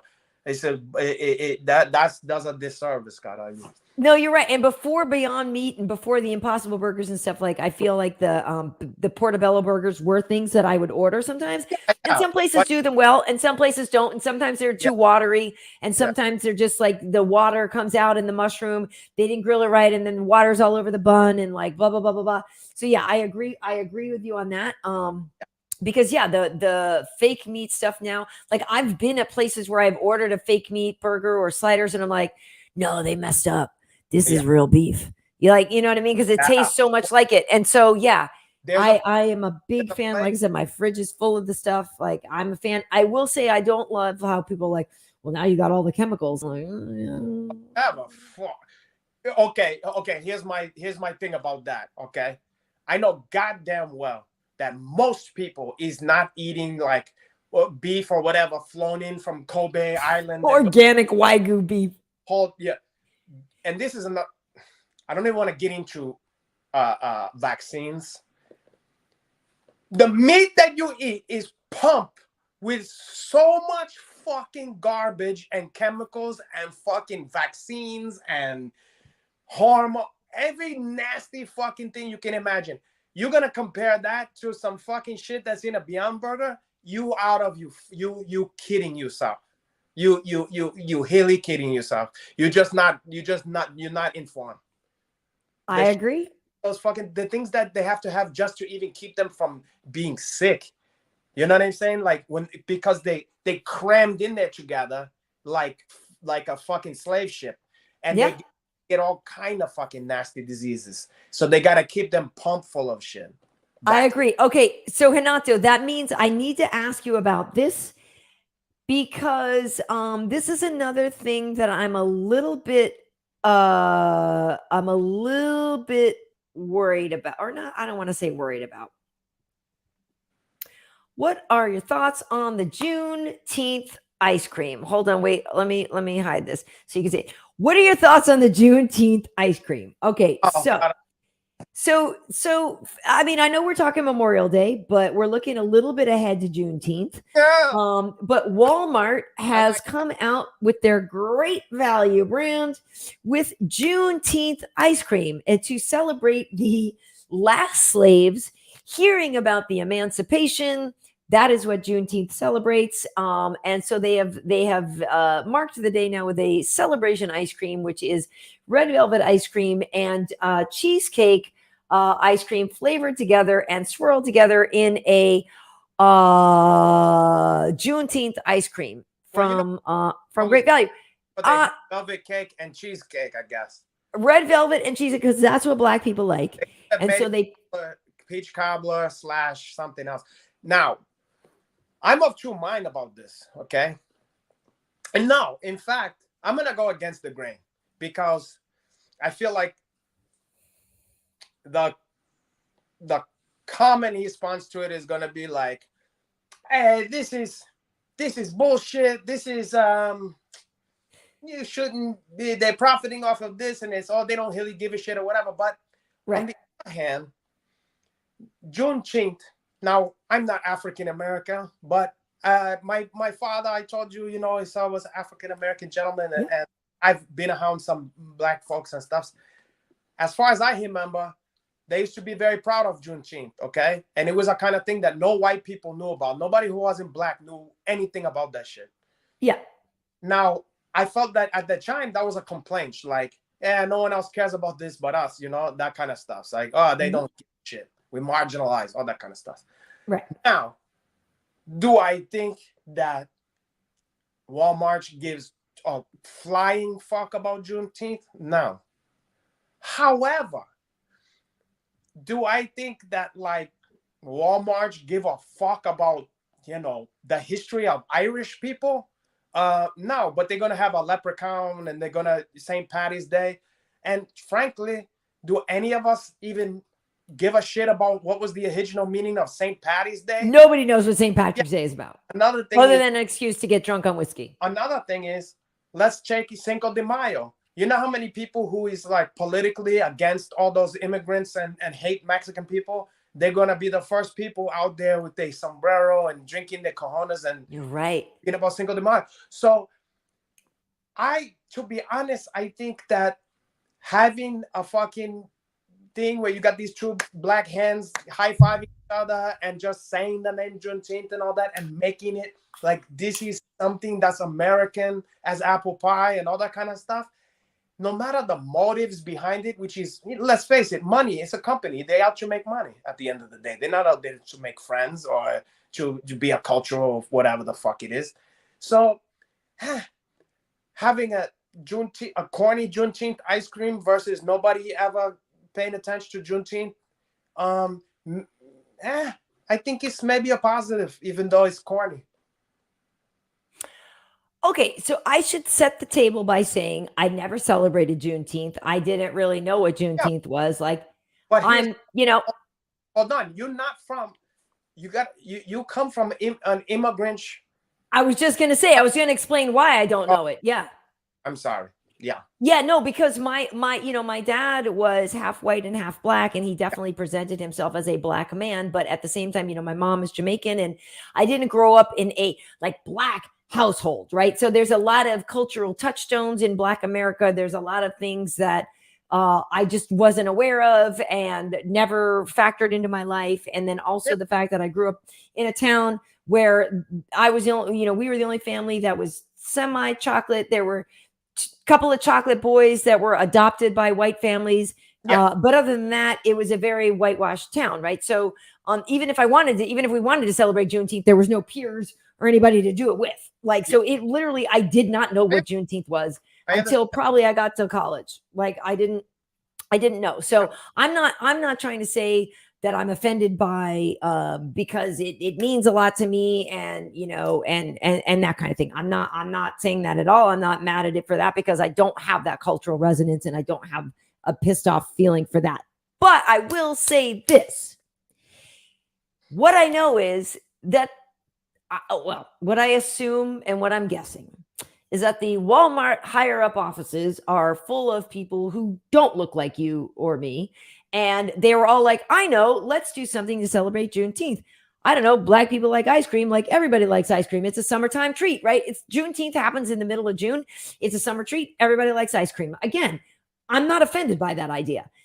To me, though, it would have been like, I tell you what, how about we take all of the ice cream profits, all the sales from the profits of June that we sell in June, let's donate to those to, charities or things that support, inner city kids or, black college funds. Or if we really want to celebrate Juneteenth and recognize the freedom and make a positive statement, let's take the dollars from the money we earn on selling all the ice creams and do something positive with that. I mean, I guess it's the same thing. I'm imagining people argue about the pride things like, hey, wow, they've co-opted pride and they've, they're Target selling rainbow sneakers and shorts and socks. And does that have anything to do with gay pride? Probably not.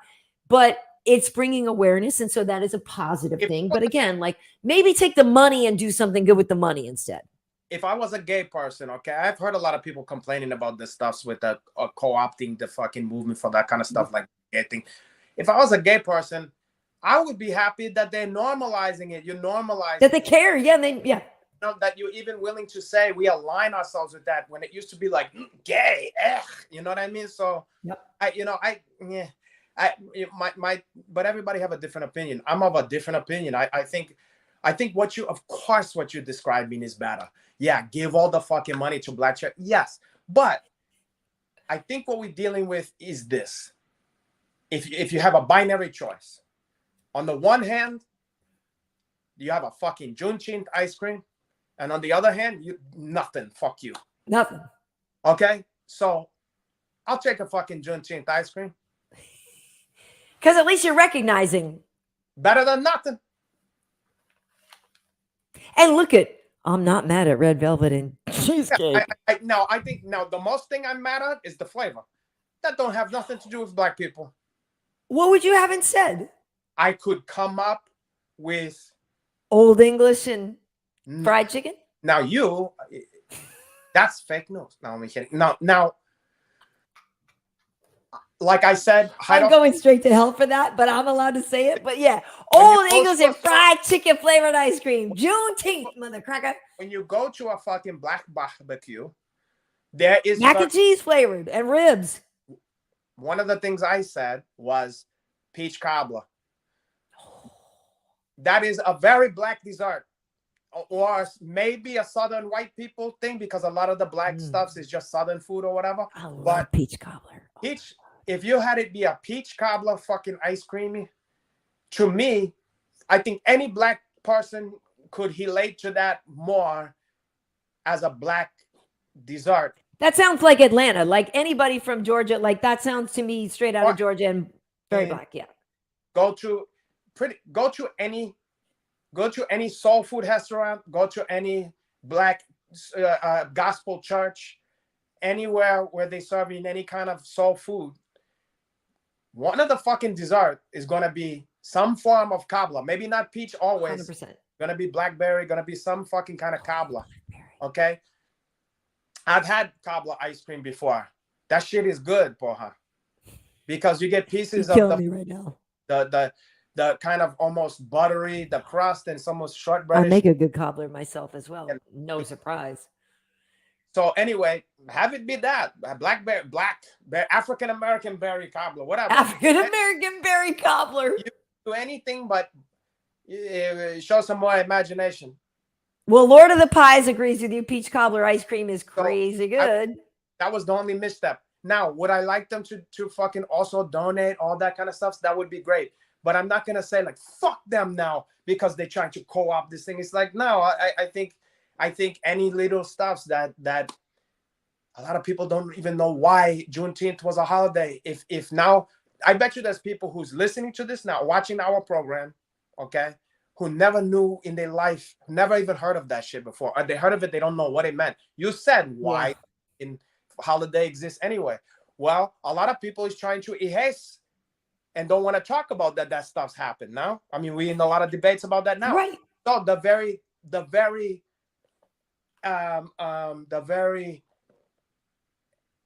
fact that this ice cream exists makes you have to go, what is Juneteenth?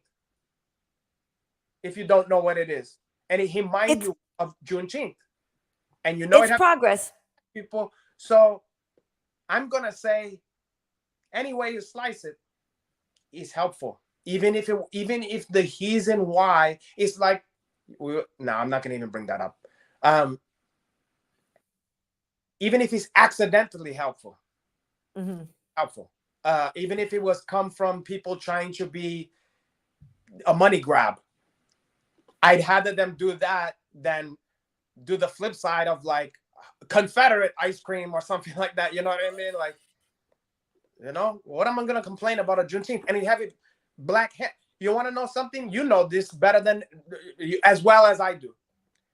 Most our lifey, if we saw an instruction manual or we saw Band-Aids or you saw a crayon thing that said skin color, it was as if, or makeups, it was as if people with darker skin tone is not anything. Don't exist. This don't exist. You're not going to see that. And you have a baby footage and white babies, all that kind of stuff. So here you are at one of the biggest, most American chain, a thing where it have these two color shades of African American hand on the fucking thing. I mean, you know, take it. Have that one. Question though. Yeah. Do you think the Karens of the world, myself excluded, but the Karens, the pejorative Karens and all that. So here's the thing. Yeah. Do you think some people specifically, even if they're like, well, I love red velvet and I love cheesecake, but I ain't trying to buy no black ice cream. 100,000,000%. Yeah, of course. Of course. That sucks. Wait a second. Of course. I mean, of course. Think about this. If you was conservative, would you buy a fucking Ben and Jerry's that had like, you want limited edition, like right, all the Bernie Bernie bro ice cream flavor. Yeah, they're not gonna buy it. Yeah, batter or whatever. You ain't gonna buy that shit. You're gonna be like, fuck you. That would be like a liberal buying a fucking Trump ice cream or a fucking you know, I don't know, take your pick right. of, you know, Yeah. Hicks and Chorum or whatever. I don't know. Fuck They could make MAGA ice cream though with like red stuff, like red velvet and red raspberry and stuff. They could make it, yeah. To speak for now. So anyway, of course there's gonna it's not gonna cross, but it's just again, it's not one of those things where I'm mad at, because again, I'm not one of those people to whom Juneteenth means a whole lot. I mean, obviously, culturally, it's significant for all of us. But I didn't grow up celebrating it. I don't know. Culturally, you have African heritage. You don't have a really African American heritage. I mean, from your father, yes, but it didn't sound like it was. You know what I'm saying? Your household was not exceedingly African American. Not at all.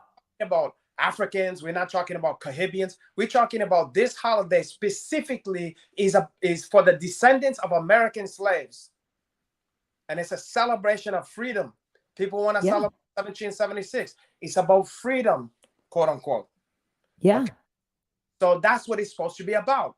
And I think if you're an American, if you appreciate freedom and stuff like that, you should be, in theory, you should be behind that kind of stuff, you know? Well, hopefully people go out and buy the Juneteenth ice cream. Like I said, I like the idea of the flavor combination. I haven't eaten ice cream in a while. Do they make a vegan version? I haven't eaten ice cream in a while. But yeah. So hey, here's my point real quick. Yeah. The kind of people that would complain about the Juneteenth, I can imagine making jokes about it. That's fine. It's cute. Mm-hmm.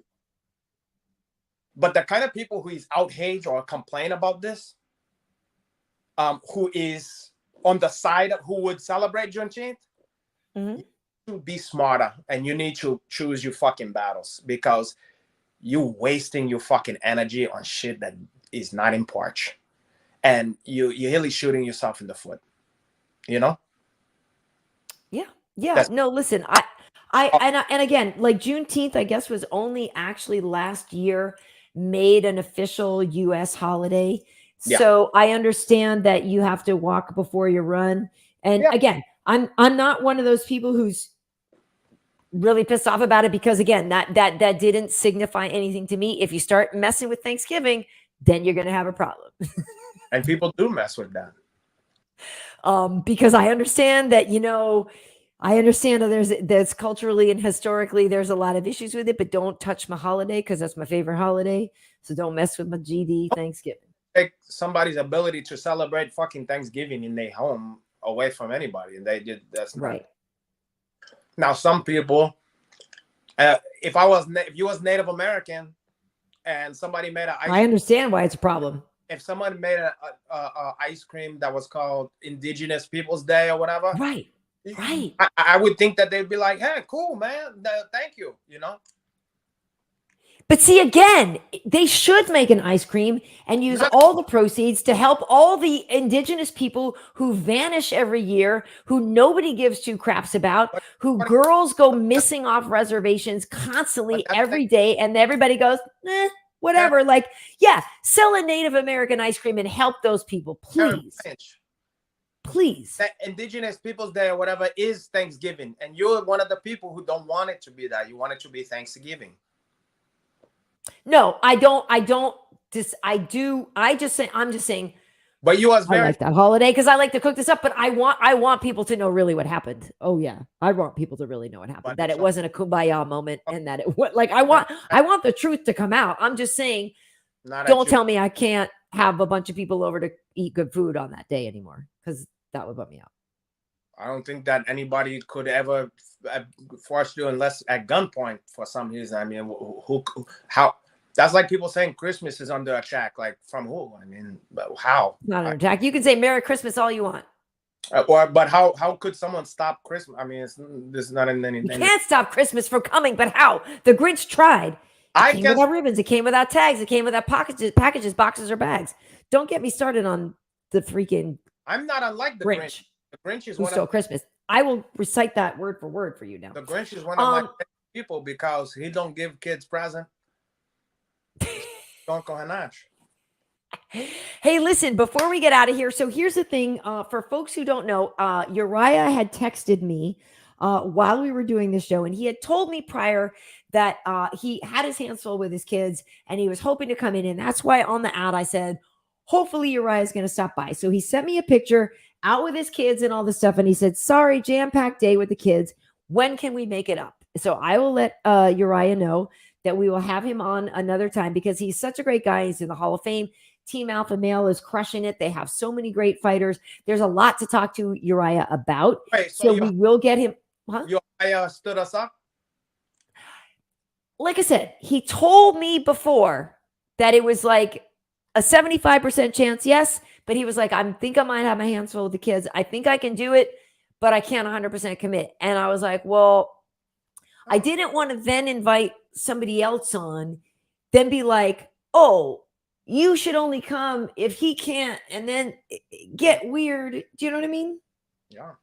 Well, when he come on, I'm going to give him 75% of my attention. But Urijah is a great guy, and being the California kid, I thought it might be fun to have him on for the Memorial Day special, but I knew there was a ton of things we were going to get to regardless, but we will have him on in the future because he's a good dude. He's a good dude. He's a great, you know, a lot of those guys, they have a great chemistry over there at Team Alpha Male. Yeah. They're small in stature, but they're big in heart. Yeah. Well, people are saying, we will have him on. People are having some fun. People saying, oh, we should have double booked him with Dominic. That's just me. God, are you? That's just I seriously doubt Cruz would ever came on here. Yeah. You know, I love me some Dominic, and I work with Dominic, but I don't know that this is Dominic's environment. I'll let you in on a little secret. That dude hate your Uncle Hanach. Believe it or not, few people out there that really despise your Uncle. Why? Hanach. One of them. Why? Gotta ask him. That guy don't like me. I'm not his cup. I'm not even going to pretend that I'm surprised, though, Renato. I don't know the guy, you know. I just know he don't. I do know him. Yeah. You know, I will just say he's a tricky person to get to know. Once you get to know him and once you understand his sense of humor, he absolutely has one.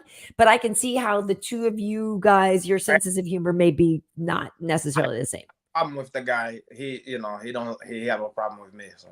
It's a little, well, that's unfortunate. But guess what? If you don't like me, you know, go fuck yourself. That's how I mean. Right. I get it. I get it. God, so it's no sweat off my bowels, to be honest. I'm not gonna lose any sleep over that one. Okay. Well, listen, we got to all the things that I wanted to get to on our show, and I don't know if there's anything else you need to say, or if anybody has any questions before we get out of here. We've been on for a bit, but I do, somebody had commented a week or two ago about this being their favorite late night talk show. And I just want to say that's exactly what I want this to be. So unfortunately, Urijah wasn't with us today, but we had plenty of other things to talk about. And this is what the kind of stuff that we will do every week. It will be a mix of MMA and pop culture. You know, sometimes we get into more dating things and normal or now, if you guys have relationship questions and stuff. It's just for this Memorial Day special. I had a few more things lined up, but a lot of time there is sort of more breathing room to get comments in. But I just want people to know, Renato, the vibe we're doing here. And I think over here on YouTube and Twitch and Twitter now, we have the ability where we didn't have it over on Instagram to add these graphics and add a lot more to the show. You know what's a shame about this show is when I do clips of it, I'm gonna tailor the settings to what's gonna enhance my beauty. So I'm gonna end up looking like a candy apple or something like that with the head tinges of it, and you're gonna look like She-Hulk, you know, from the new. I'm gonna be green. Yeah, you're gonna be greeny, because I'm gonna have to add so much head filter to you that is gonna make me look purple. It's okay. And it's funny because I changed some of my lights and I maybe could have changed this one and I didn't want to mess with it. And maybe it's the fact that I'm also wearing green. That's okay. If I look sick, even though you're the one who's sick, you got your warm colors going over there and everything. It's good. Well, yeah. I mean, what do I look like? Like freshly baked gingerbread? Is that it? Carrot cake? I don't know what's going on. Okay. Well, Palooka Palooza is saying this is what they miss about the Joe Rogan experience being live. Yeah, Joe got too big. Hey, I got a question for you guys. Yeah. What food? Yes. By the way, Dean D, agree. People got to hit. Oh, wait, sorry. People got to hit the like button too. But also, thank you for the donation, Palooka Palooza. Also, what delicious food do your Uncle Hanash look like right now? Or precious metal or jewel or whatever, like a hoopy? All right. You are a little red-ish. Oh, I mean, in the summertime, you should see. I get dark, but I also get very head. I think I have some from the Amazonian Native American. Yeah. Like my DNA does not have any Native American. Mine's got a lot of I'm 65% like Northern European and Irish and like Scottish and all that stuff. I got Irish for my mom in there though. A lot. Somebody, Daedalus is saying you look like burnt copper. I'm trying to. Well, I can't tell now because that could be like what's the sugar on top of a creme brulee? Wait. Oh, that's that brown sugar. Okay, so Breaker America is saying that I've been here since the pilot and this show feels like close friends or something. So thank you. I feel like, and it's funny that you say that, and that's what I want it to be, because if I'm honest with you, when I'm listening or watching some of my favorite shows like the Smart List podcast, which I do watch with Jason Bateman and Sean Hayes and Will Arnett, that is my favorite podcast. But like other than ours, other shows that I watch, what I like about them is that it feels like it's just homies hanging out together, right? Like Jesus and Mero or something like that, right? Like homies hanging out. And I go, oh man, I wish I had that. Like where it's just a bunch of homies hanging out. And then I realized, I was like, wait, yeah, we actually do have that. And I know, unfortunately, tonight Urijah wasn't here, but if people go back and look, last week we had Wonder Boy. We've had so many. This is episode 37. So we've had so many great guests. And it actually does feel like that when we're doing it. It's like we actually are just hanging out with homies. Yeah. Our homies happen to be some of the best fighters in the world, but like it is like that. Yeah. So which friend do you guys feel closer to? Oh, God, your Uncle Hannah? I mean, which friend would you rather get closer to? I mean, somebody said we're a true pair of moist warriors. What if that was the name of the podcast? Moist Warriors. I feel like Jarring Partners is in the lead. That is a thing that, folks, by the way, we've been talking about changing the name of the show because Festivities is like my new sort of overall brand. And we didn't necessarily intend this to be called Tuesday Night Festivities. And then it just kind of was. And then we're like, we might come up with a different name for it. So who'll be Tuesdays? Tuesdays. Young acai berry.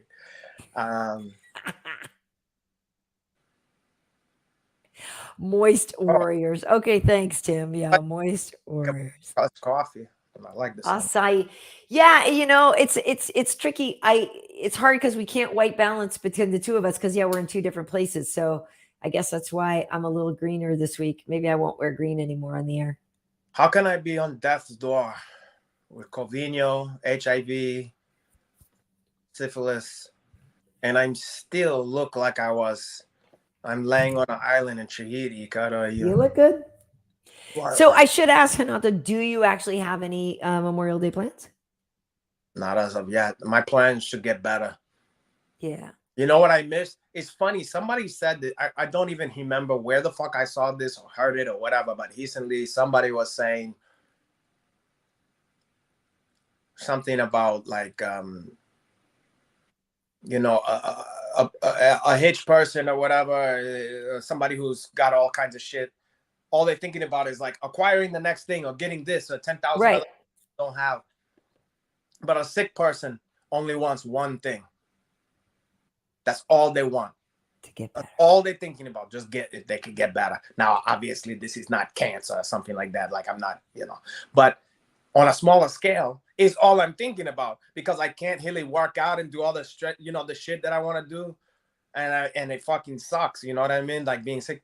So like all I'm thinking about is, oh, I can't wait even to do shit, normal ass shit that I do on a regular basis, just like doing the hikes and stuff like that. Like, Yeah. or playing basketball, some shit like that, easy shit, hauling, doing jiu-jitsu, whatever. These are the things, just the simple shit, so I'm not even concerned about no parties or nothing like that. I just want to fucking be healthy again, like back to, because don't get it twisted. This is, like I said, I'm on so every of the things that you can be on to keep you from, you know what I mean, the kind of NyQuil kind of whatever. Trust me, in about 2 hours, if I don't check some more shit, I'm gonna be like, hey, like I won't be able to talk. Well, you're just gonna go to bed soon anyway, so why? I don't have to go to bed. You can't make me. It's late. I'm going to bed soon. I'm gonna take a hot bath. That's a smart idea. That's a smart idea. Gonna squeeze a Meyer lemon in there. God, all over my body. I'm gonna spread natural honey, and then I'm gonna put freshly cut rhubarb stock in there, and I'm gonna lay in there and let you to dream about me soaking in there, getting health, getting my strength, my libido back, and my mojo. God, on you. How's that sound to you? Great. That sounds great. Ancient Chinese secret, porra. For you, for whomever is gonna be. Yeah. Oh, I'm gonna howling you off. I don't know. That's put chasen onto my. Yeah, I'm gonna hub chasen and Vicks Vapor Hub on my chest and my Joamsa. God, Chasen. Okay, so listen. Anyway, folks, thank you for joining us here. This was episode 37. So there are 36 other episodes that you can check out. We are on fistivities.com.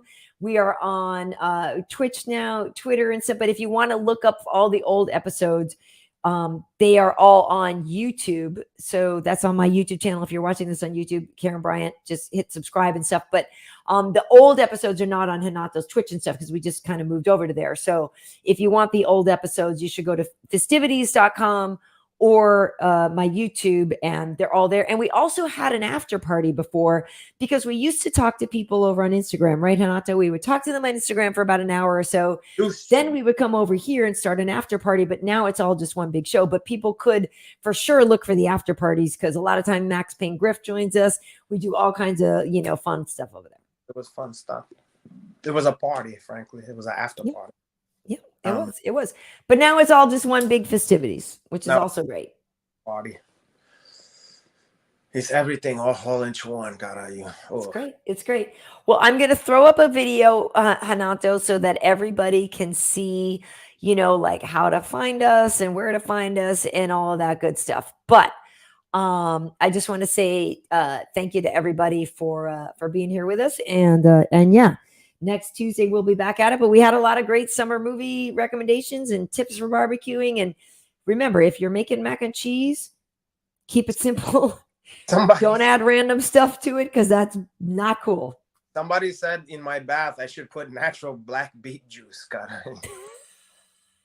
I like where your head is at. Okay. Like the people. Very nice. Well, listen, folks, thank you so much for joining us. And yeah, we'll see you on the next one. Tuesdays at later. Yeah. 7:00 Pacific, but 10:00 East Coast. And yeah, and by next week, Henats will be 100% back to healthy, I hope. I should, or I'm gonna pass away. What about the graphic to tell you where you can find your uncle Henat? It's here. I have it here. I can show it. I can show it while we are. I thought I could show it while we're on as well. But oh wait, let me hide that, because there's a different way to show it. That's the thing. Is if I show it, I could show it two different ways. Here, hold on. Because yeah, the way I was just showing it messes it up, because then it like takes over the whole screen. Yeah, there's a lot of So females let me. where you can find who watching for the first time and they want to find out where they can find me. This is where you can find us, right? Well, that's where you can find you, Paul, huh? Oh, there's me. Look at me in there. Look with the ghost next to there. So yeah, so Oh, initially it was where you can find the man, show, and then this is where you can find me, man. Yeah, people. and then there's gonna be a where you can find Renato. Oh, caralho! Look at the Uh, three. Three is the magic number on there, one after the other. Oh, Instagram, Twitter, and Twitch, and Renato_Laranja. So once again, Festivities, our show is on festivities.com, my YouTube, Karyn Bryant, Renato's Twitch, and my Twitter. That's where you find our Festivities show every Tuesday. okay, now You can they find me on Instagram at KB Heat, Twitter, Karyn Bryant, YouTube, Karyn Bryant, and then, ladies and gentlemen, now you're getting cold. You're ice cold. Now you're getting warmer. You're getting hot. You're hot. You're on fire. look at that. That's a. We'll just keep it there for everybody to ruminate on, in case they didn't know how to spell Laranja. They know how to spell that one. They know. They pass it down like Juneteenth from black people. Their mothers, Well, their mommies and grandmommies pass it down. Every woman, they like a hope chest. They teach. well, Gonna need to know about a man named Laranja who's look like a fucking tres leches mixed with a fucking gingerbread man. tell your friends, folks. Thank you for joining us now. And yeah, you know, we next week. Okay, I was gonna say we could have Biggie Boy on. We have already had Biggie Boy on. Biggie Boy is in the main event on June 4th. So go back and look for an episode with Biggie Boy. That's a bald. Yeah, our buddy Eric Anders, who fought this past weekend, who I think got robbed. He's been on our show before as well. A lot of people have been on with us. And so, yeah, you should definitely go back and look at these shows. They're a lot of fun. If this is the first time you're seeing it, like I said, 36 other episodes for you to see. 36. So you like 36, 24, 36, or? Yeah, I like that. I like it 36 double D, double F, double H. No. I like it. I like nice. Yeah. I'd like to say goodbye now. So I was gonna quote the Ghetto Boys "Gangsta of Love," but it might be a little too risque for this crowd. yeah, But yeah. I think we're just gonna sign off now. it goes, if you got big chitties, squeeze them and hold them, and then blah blah blah blah blah da, da, da, da, that other part. You can look up the lyrics. Okay, we're gonna say goodbye now, Renato. You don't want to talk. We're on a good subject now. I'm gonna. No, it's late, and it's late. We gotta go. Okay. Okay. I'll fantasize about big chitties by myself, I guess. I guess, just like always. While I'm fade away peacefully in the night. Thank you, everybody, for joining us. We will see you next week. Okay. I hope I see you guys. Yeah. Heal up fast, Renato. I'm gonna try, but my life is hiding out, boy. Bye. Nobody gives a shit. Bye. Bye forever.